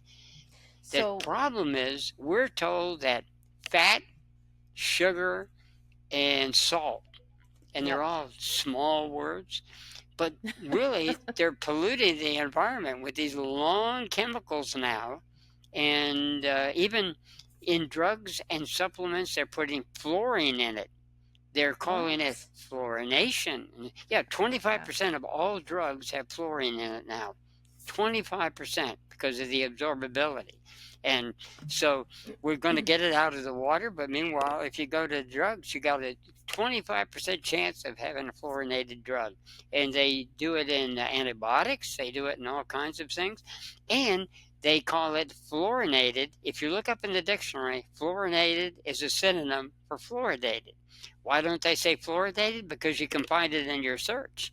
But fluorinated, who's going to look for fluorinated? So they get away with it. That's the sneaky way they use words. Omega-3 is a good guy, but you call it linolenic acid, oh, it's a bad guy. And they rename these things. Another one, IP6, ever hear how good that is for you? No. Well, it is. It's supposed to cure cancer. But in its other name, it's called lectins. Oh, lectins. I don't want lectins. No, take them out of the grain and sell it for $40 a bottle at the health food store after you remove it. When you could get it for free by just eating it and not causing it bad. Tooth decay, take... well, anyway, whatever it was, there's another thing for tooth decay that is actually good for tooth decay, but they tell you don't take it. Oxalic acid. That's actually the best thing for your mouth, because if you look at things that work on the teeth, you have rhubarb, high in oxalic acid. You have Is it like broccoli or kale? coffee, high in Oh, oxalic okay. acid. What else? Anyway, everything I knew about the individual things until I read in a 1940 science book that oxalic acid was the key between all of them, because they don't want to tell you that. You to this day that you'll see like it's this and that and everything. And by the way, oxalic acid, how do you get the highest? By taking vitamin C. So if you don't want oxalic acid, and our body makes it without vitamin C, but you add vitamin C and you get large amounts in it.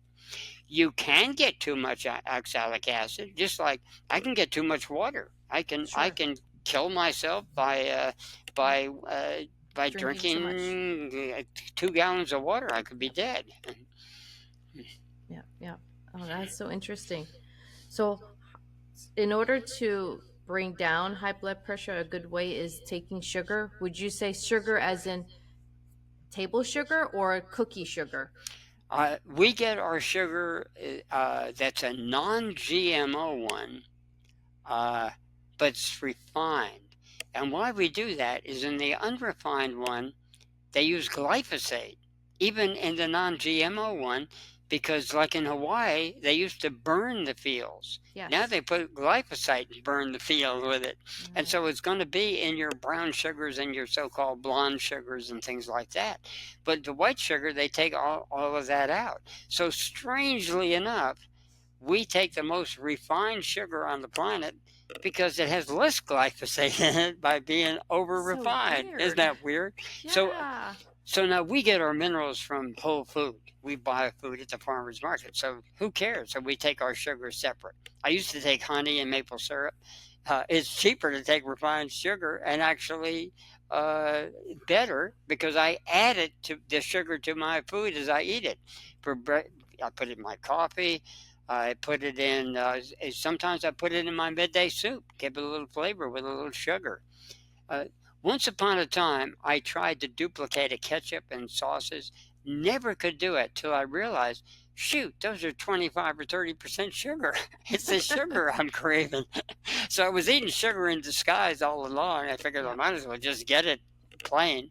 And then it doesn't have the toxic additives, and carbohydrates actually burn faster and cause more problems than simple sugars, because a carbohydrate is glucose plus glucose, and glucose actually can have reactions after a while. So most people that have problems with sugars don't. They have problems with complex carbohydrates because they're all glucose. Sucrose is only partly glucose, and it's a combination. Sucrose is glucose and fructose, and the fructose is actually the good sugar, and of course they've got it. That's the bad guy. That's the one that causes liver problems when your liver actually metabolizes on fructose. It's so ridiculous. They've got everything backwards. In fact, I would say if you listen to what doctors say and did exactly the reverse, you'd be about the same place. It's a 50-50 chance. They're flipping a coin, basically. Sad to say. It wasn't always like that. Even when I was a child, when the doctor would come to your front door, you imagine, you call the doctor and he'd come with his little black bag. Yep. Those days are gone. Long gone. I heard Long those were gone. like holistic doctors used to be. No, Is that just what regular no? doctor. Yeah, well, I guess you could call a GP kind of holistic because they have a little bit of that. They don't have a specialist. But I remember them coming to the You when I do? was even when I was in the ninth grade. One came. I had the Kidding. flu, so my parents were kind of concerned about it, and I think I needed a tetanus shot or something. He just came to the door and did that. And doctors were so accessible too. Even after that, into the 60s, you could go to the doctor's office. Now you got to go there and you got to have this drug to get in the hospital. Now you have to have a series of drugs to get in there, and that's to the benefit of the pharmaceutical companies. Like I at one time dated a nurse, a professional nurse that knew all this kind of stuff, and she said they have one drug, for instance, you're supposed to take it because they had someone die of a disease that this prevents them. But the actual drug that they give kills 100 times more people than the other. But the big secret of hospitals is you can't be prosecuted for what you did if it's medical protocol, but you can be you can be punished for what you didn't do. And so they make sure didn't do this, didn't do that. Okay, so do that, do this, that. So to get in a hospital nowadays, sometimes it takes 3 or 4 drugs to treat the condition that you go in for, which is absolute criminal. I think they said the top deaths. I think doctor's number 3. Guess what? It's number 1. No, really? Yeah, they don't tell you that. They want to say 3. Now, here's what they call iatrogenesis, which is doctor death.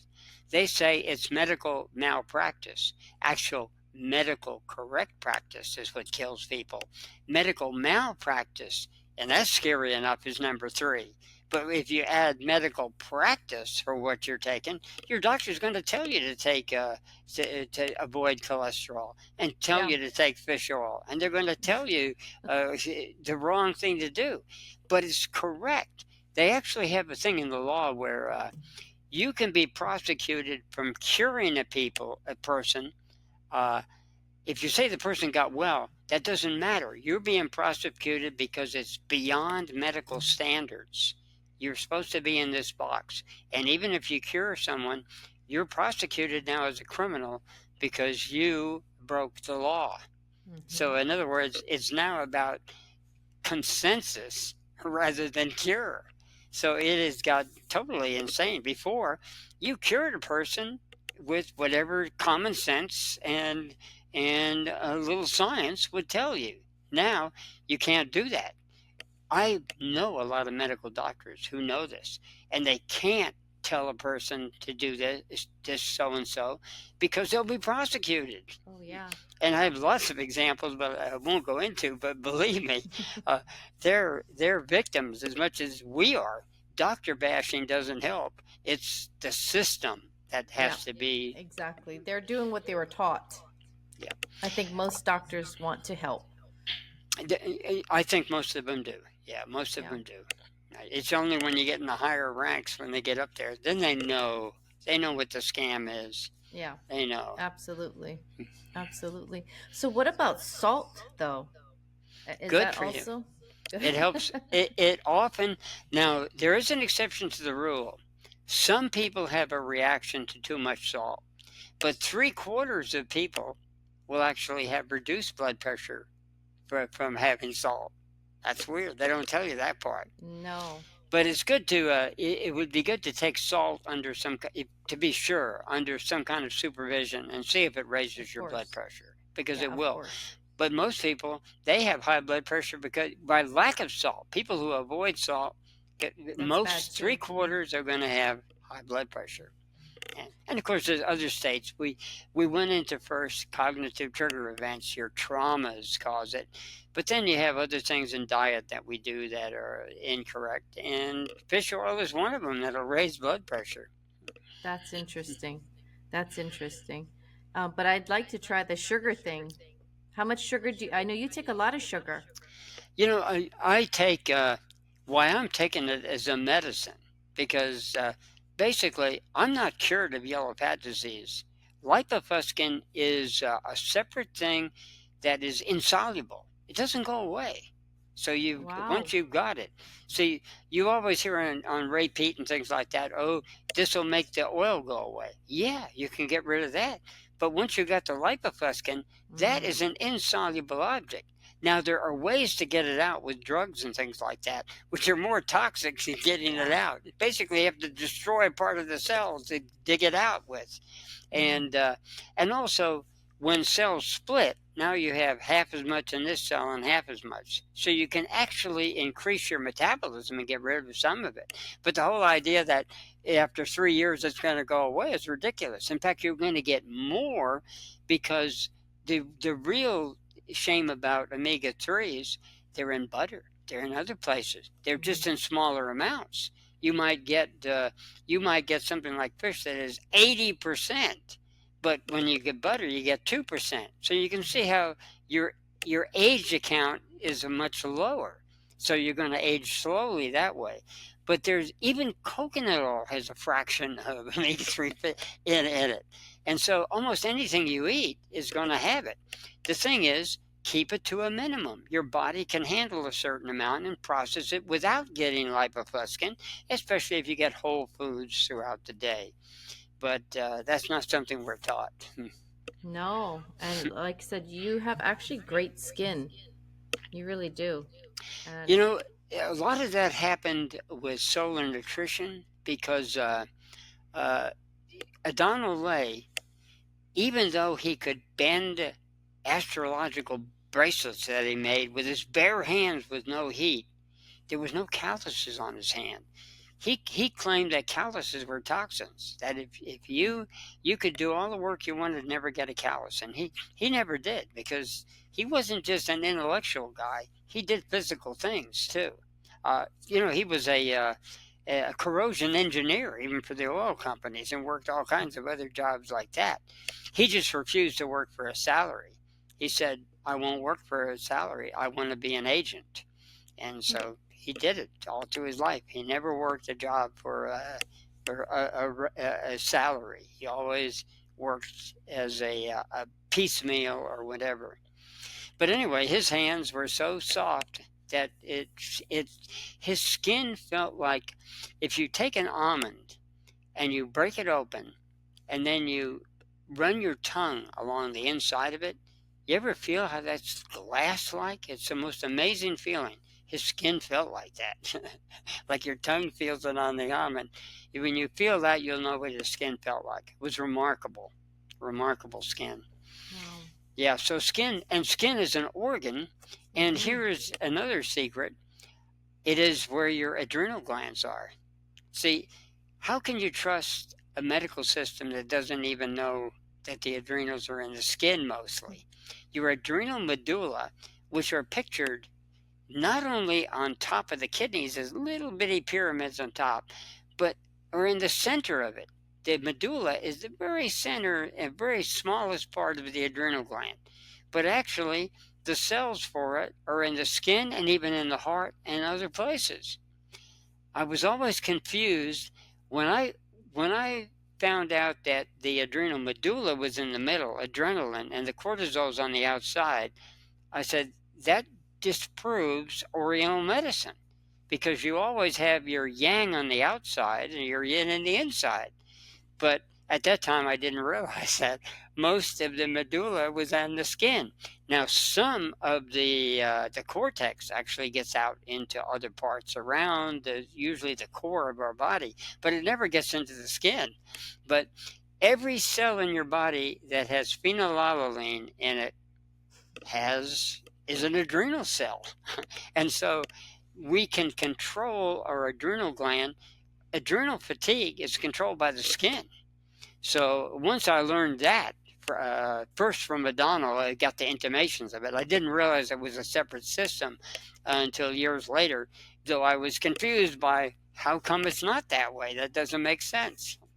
Adrenaline is actually our friend if we're use it correctly. If you have it on all the time, of course, it's going to be a problem.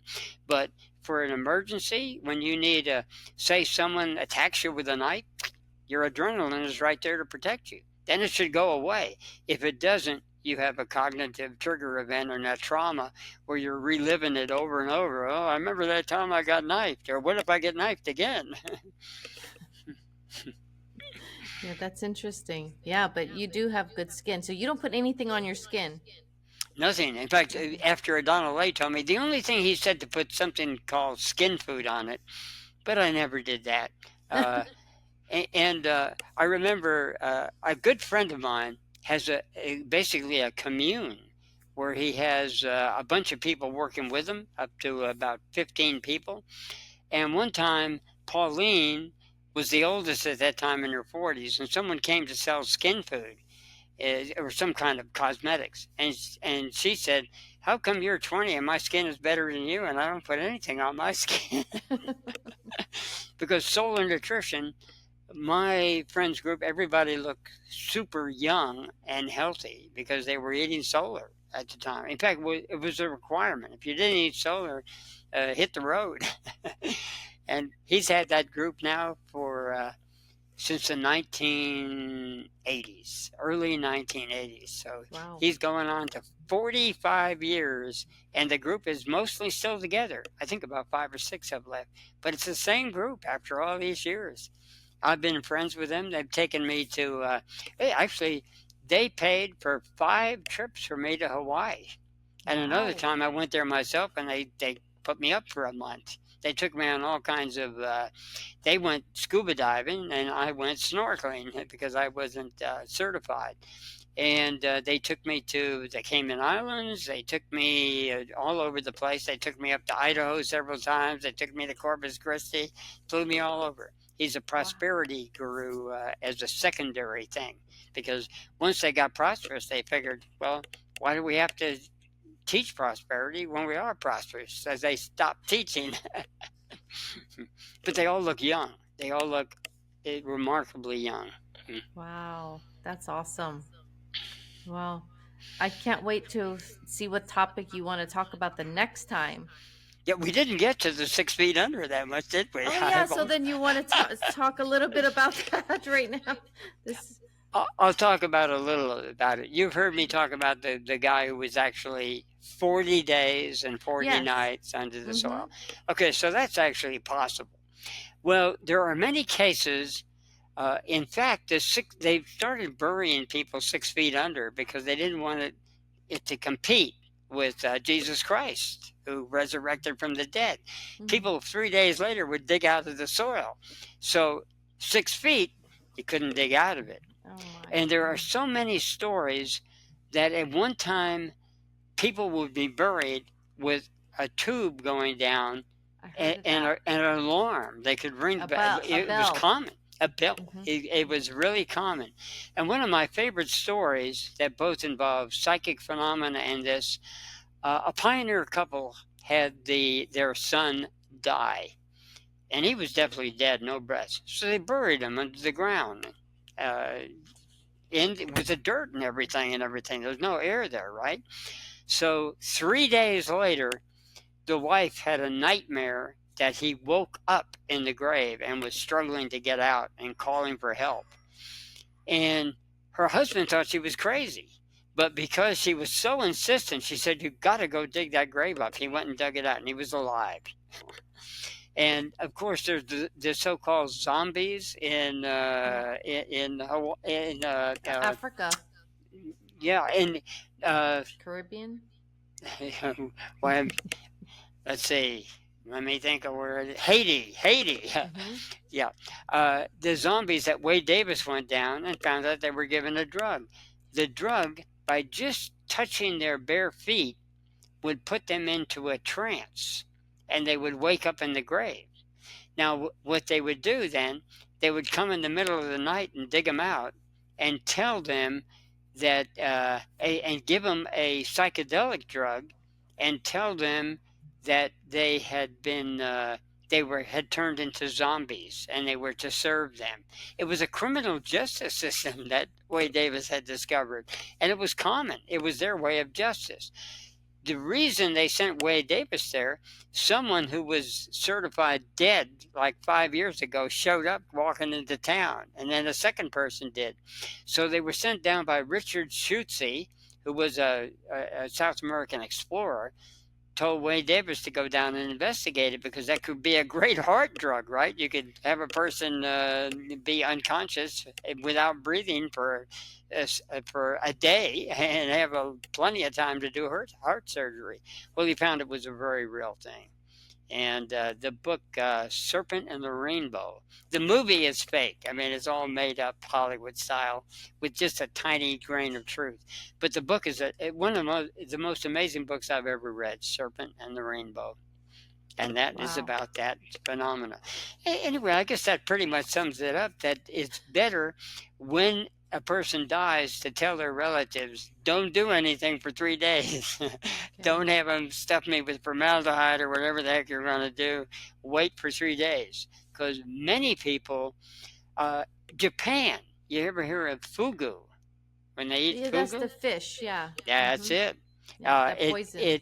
It puts so many people into cataleptic, death-like appearances that they passed a law. You have to wait 3 days in Japan, according to Wade Davis anyway. And there's a case of somebody, two people ate fugu and both of them were paralyzed. So they were in the morgue.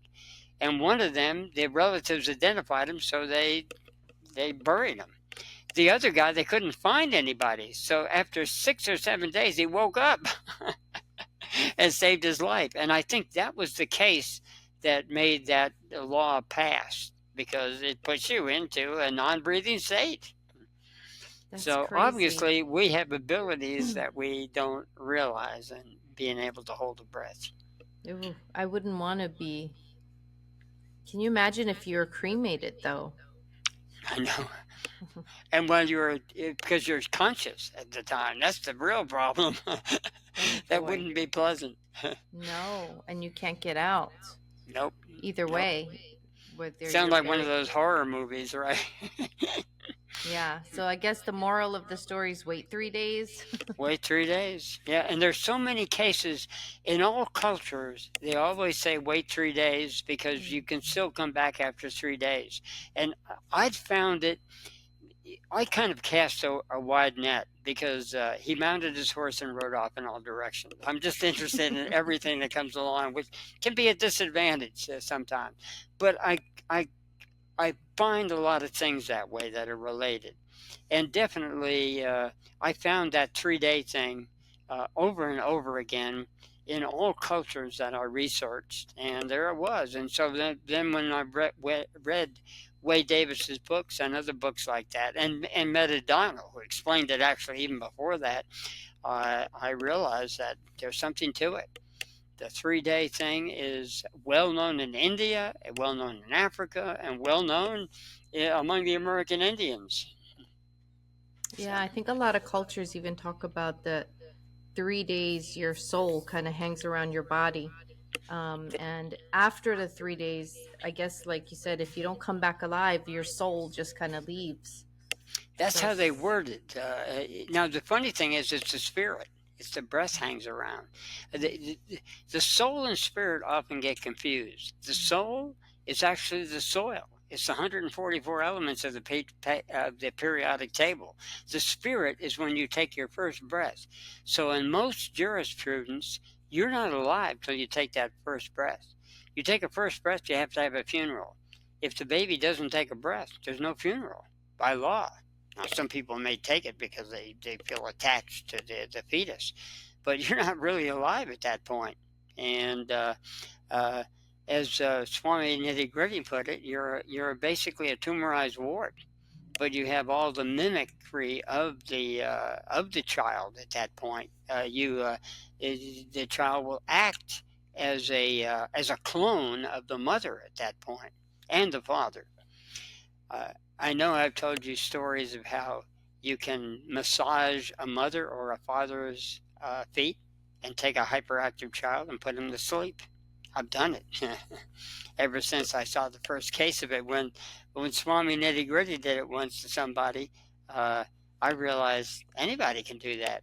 So for people who have a problem child, the first thing they should do is find a way to relax. Maybe get a massage or whatever. Maybe the couple can massage each other. Whatever it is, do something to relax, because their own energy will be passed on. That's why you hear about parents, I'm going to take on my son's disease, and they do it. So we are connected in ways we think we're separate entities. That's not really true. We're connected to every human being, but we're connected by AM radio amplitude. In other words, you have to have a big emotional connection to be connected to other non-relatives. But blood is FM. FM is the same signal. We're the same matter, and so it's really easy to have psychic phenomena among relatives, and it becomes harder and takes more energy. So you have to really love a person or hate a person to be connected on an AM basis rather than an FM frequency modulation instead of amplitude. Feeling is really profound. You don't have to have a profound feeling to be connected to your mother or father. That's built into the system. That's true. Wow. So are you working on anything now? Another book, you said? I've just been doing the Diamond Body Journal, which is basically, I decided all that stuff I'm putting on Facebook isn't getting anywhere. And then I have maybe a third of it to a half is stuff I can't put on Facebook. I know. I have to be really careful what words I use and don't use. So, and I respect that. It's their territory at this point. I don't like it at all. But I kind of put stuff I can put up there. So I just keep a kind of a running list. I'm about to publish volume number 12 now, because the month ended last month. Every month I add some more to it.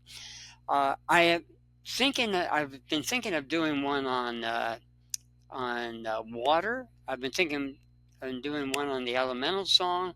It's just that getting the energy with all the stuff that's happened to us lately has been really tough. And the other one, I've been thinking of doing one, believe it or not, on yellow fat disease again, because it's so easy to find. And I'm so amazed that the scam still goes on, and that Google actually, when they found out I was making ground, they knocked me down. They're censoring me.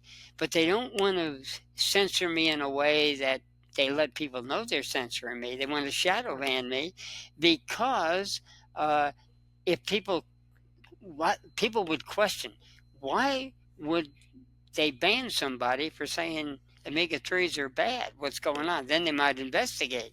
But right now, it's the greatest, the longest running scam of all time. 1929, it's almost been 100 years they've got away with this.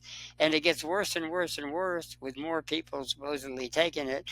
And unbelievable amounts of fish oil are being sold, and even synthetic ones now, where the companies are charging, instead of a bottle for like $20 or whatever they charge, they're charging $200 and $500 for a bottle of specialized enhanced fish oils. Yeah, it's crazy. Unbelievable. That would be a good book, I think, because I think people like that. Well, I've already got 14 books, and I've covered all aspects of it. I don't remember which parts I covered, because it was kind of an ongoing discovery. First, I discovered that it was a real deal. Then I discovered the various ways they trick people. Even the knowledge between linoleic and linolenic acid, I didn't even know it. I was on another show being interviewed, and someone asked me which is which, and I didn't even know, because that's how they trick you. And I found out that Monsanto tricked people by claiming that they had taken out the linolenic acid because they knew it would be mistaken for linoleic acid. And I found 3 biotech journals where it got by them. They believed that linolenic acid was linoleic acid, was omega-6, because they'd been brainwashed at omega-3. So it's such an amazing scam, and they do this on purpose. That's why they call it linolenic acid when they want to make it bad, and omega-3 when they want to make it good. Both sides of the mouth. Yep. DuPont does that, Monsanto does that, and a whole bunch of other companies know the scam. And yet, Yeah.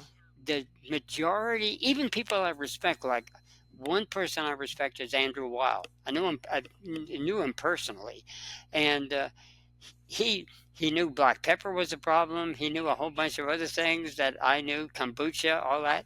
But he fell for the omega-3s just hook, line, and sinker. And he's someone I respect, so it's got to be a really good scam to get by him. He's totally pro omega-3s. Just amazing. Well, why is black pepper bad? You had mentioned that the last time too, but you kind of brushed over it, and I forgot to ask you about it. Why is black pepper bad? It's known as a carcinogen, but Is it? yeah, a carcinogen, but it came out in the press. But there's a lot of people who sell black pepper. It's on every restaurant in the world. I've only found 2 places where they knew black pepper was a problem.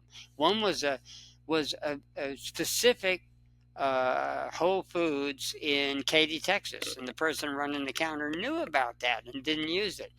But most people think it's really good, and it even helps turmeric absorb and everything else, and it does, but it also causes cancer. It's a carcinogen, and half of the spices in the world, not counting salt, are black pepper. That's why you find it in every restaurant like that. Yeah, and it's so profitable because it lasts forever. You put it in a black pepper warehouse, it'll last for 100 years. So what a perfect product. It stacks like a furniture or something, and then you just send it out. But the thing I learned, why is it so bad? Carcinogen. It does cause. It's an irritant. Causes cancer. Cayenne doesn't do that. Cayenne will not cause cancer. Okay. Too much can cause an ulcer and some problems, but you're not going to get cancer from it, except maybe indirectly by constantly doing it. You could cause an ulcer, and any type of irritation for a long time can generate problems. Now, what I learned about it, though, was that it was a cause of gallstones. And I have a good buddy of mine who's a chiropractor. We argue about this all the time, that he says that's not how gallstones are formed. But a famous scientist, the man who came up with the birth control pill, Carl, unpronounceable name because it's got too many Z's in it for me, he discovered that there was silica and silicone in gallstones. Where could that possibly come from, he wondered. And of course, according to Aloe and others, it comes from the black pepper, which is high in silica. And that silica will form, I've seen this before, phytoliths. The silicone, which can be good for you, is better for plants than it is for us, but it can form phytoliths in joints. And those are little hard grains, like a black pepper, or like little gallstones in various places in the body. So that's why it's a problem. So I gave it up. I think if you eat a little once in a while, you're not going to be in a problem. I've become a fanatic about it. My friends used to jostle me about. I wouldn't eat anything if it had any black pepper in it. Wow. What about? And you were saying kombucha. I don't like kombucha, but that's a yeast, right? Yeah, it's like a tea, a fermented tea that's used as an antibiotic. And I take Andrew Weil's position on that. He says that it's an antibiotic. You don't take an antibiotic every day, but if you need an antibiotic, no problem. But people drink it like a beverage. You remember when it was a fad about maybe 2005 or so, everybody was, even earlier, I think, everybody, yeah, it was the 90s. Everybody was drinking kombucha. I wonder why I wouldn't do it. I tasted it once. I didn't particularly care for it, but Me neither. so that's why I didn't take it. But also, I was suspicious. This is a fungus. I don't want to take a fungus because raw fungus can cause problems. That's why if you take like sprouts and smell them to see if it's got any kind of yeast on it, it goes into your lungs. You don't ever want to smell sprouts. Oh, I Yeah, didn't know that. and that's not a good place for it. Yeah, you can get serious diseases from it. Interesting. Our nose has some protection with a little Right. cilia there, but it's just not a good idea. Wow. I learned that back in the 70s, actually, not to smell yeast. A lot of people do it. So you can eat it. It's okay rather than smell it for sprouts. Well, oh yeah, the sprouts are okay, and you're not going to get something in your lungs if you have eaten it. I think mold and fungus are overrated on what they do, but they are a problem, and we try to keep them down. We don't even eat Brazil nuts anymore because after about 2016 or so, we can't get any that doesn't obviously have mold in it. You take one bite of it and you have to spit it out and rinse your mouth with like thieves oil or something afterwards. So we don't do it, and we've tried buying it for several places. A good buddy of mine went up to San Francisco and brought some down. Try this; it was rancid too. I don't know what happened because I don't ever remember getting Brazil nuts over the many years I've taken it. It's also high on radon, though. A lot of people don't know that, and they actually recommend, if you look on the internet, do not, if you're pregnant. The radon in a Brazil nut will go into your child's bones, so it's not a good idea. No. Yeah. Otherwise, I learned from both Don Olay and from even Bernard Jensen to take, because they kind of are irritating. Take one a day, but they do have radon and they have other things in it. They have selenium. They can be a good nut in moderation. Right. I think I get off the subject there, but like I say, and he mounted his horse and rode off in all directions. So, the work that you're doing, you were talking about, since you can't write it and put it up on Facebook, are you putting it up somewhere else? Yeah, in Diamond Body Journal. Oh, that is like a website or something? No, it's actually, I'm doing a journal, a monthly journal that I'm selling. I'm not sure why I'm doing it because two people. Oh, one time we sold 3 in a month. My other books are selling well. The mind hacking book, the mesmerism book, even the butterflies book. A lot of those are selling well, but I enjoy doing it, so I keep doing it. And since I'm writing it on Facebook anyway, I figured why not make a copy.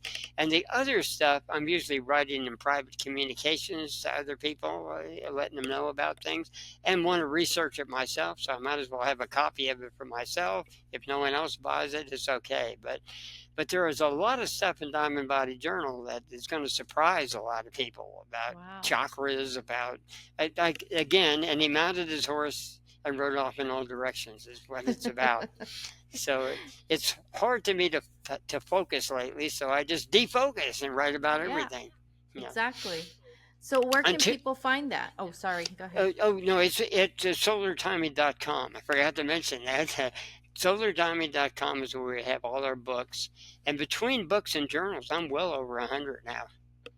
I've become quite a prolific writer. I can't stop writing. In fact, we're talking about we got to get out more often because we've become slaves to the computer. We're on the computer a lot. We wake up in the middle of the night and get on the computer. And we don't have on our sending out the books, people usually get it within an hour or two because we're on the computer all the time. We don't have an automatic system sending it to people. No AI.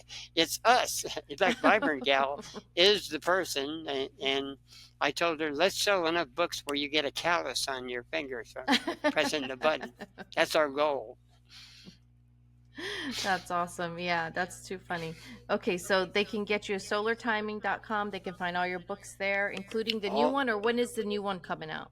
that comes out. I mean, and that's advertised on Facebook, by the way. I advertise a lot of the books. So the new one, uh, Vibrant Gal has to proofread it.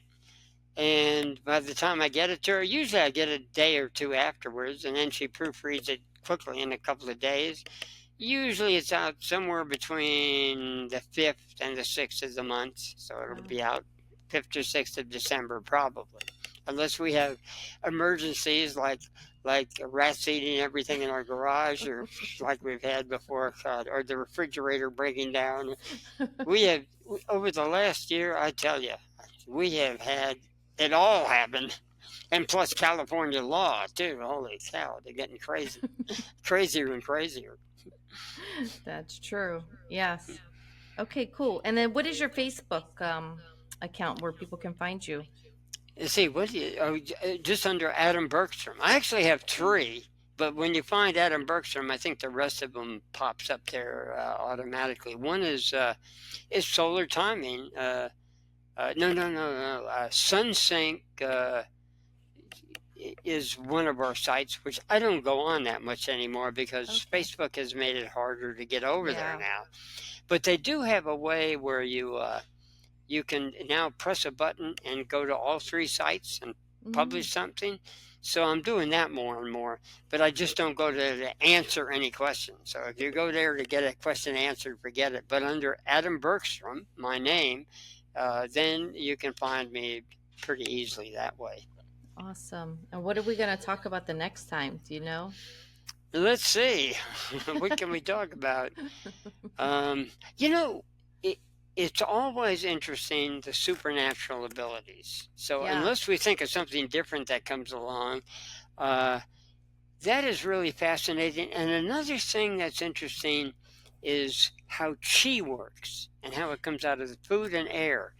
And particularly, we can talk about a very unusual thing. If you want to understand how chi works, listen to the works of Temple Grandin. You're familiar with her? The No. woman with autism, supposedly, Oh. and then Caesar Milan, the dog whisperer.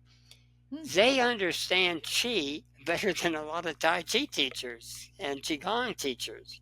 Because, Wow. in fact, if you listen to enough Caesar Milan, what I'm fascinated with him and why I got interested in him is not for the dogs. I only have a pet rock. That's my only pet for years and years. So I don't have any dogs or cats. We watch the neighbor's cats, that kind of thing.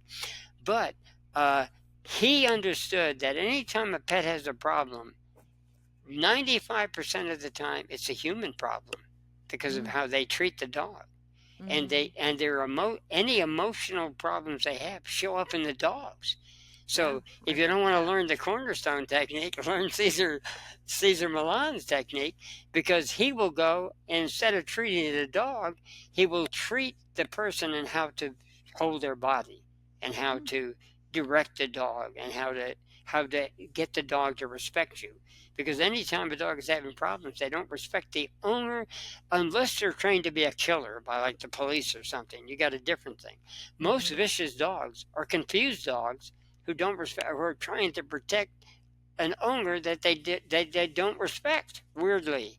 And then Temple Grandin is the autistic person that went on to 50% of all slaughterhouses in the in Canada and the United States are now use her method of humane slaughtering from this autistic person who came up with the plans. And she goes into her story, which is you might want to see the movie. The movie, if you want to have a good cry, watch the movie. My friends who okay. turned me on to that movie said, "We cried through the whole movie. You got to see this movie," and I did too. Yeah, it's a remarkable success story, and it shows you what an autistic person, what can be done, and Mm, how a mother and a mentor turned this person in the right direction. And they're also lecture all over YouTube now, but but anyway, they understand another part of the mind that oh yeah. Gustav Le Bon and certain uh, spiritual teachers understand that intelligence is overrated. It's the part of you that makes photographs of the mind, camerization. Because, well, anyway, I'll save it for next time. And that brings us to an end of another episode. I want to give a huge mahalo to my friend Adam for joining us and sharing his wisdom with us today. If you've enjoyed this conversation and found it valuable, please take a moment to subscribe, leave us a positive review, and share the episode with your loved ones. Your support means so much. It helps us keep the show free and continue to bring you these thought-provoking discussions like this to you. Mahalo nui loa, guys, again for being here. And until the next time, take care. Ahui ho kako. Bye.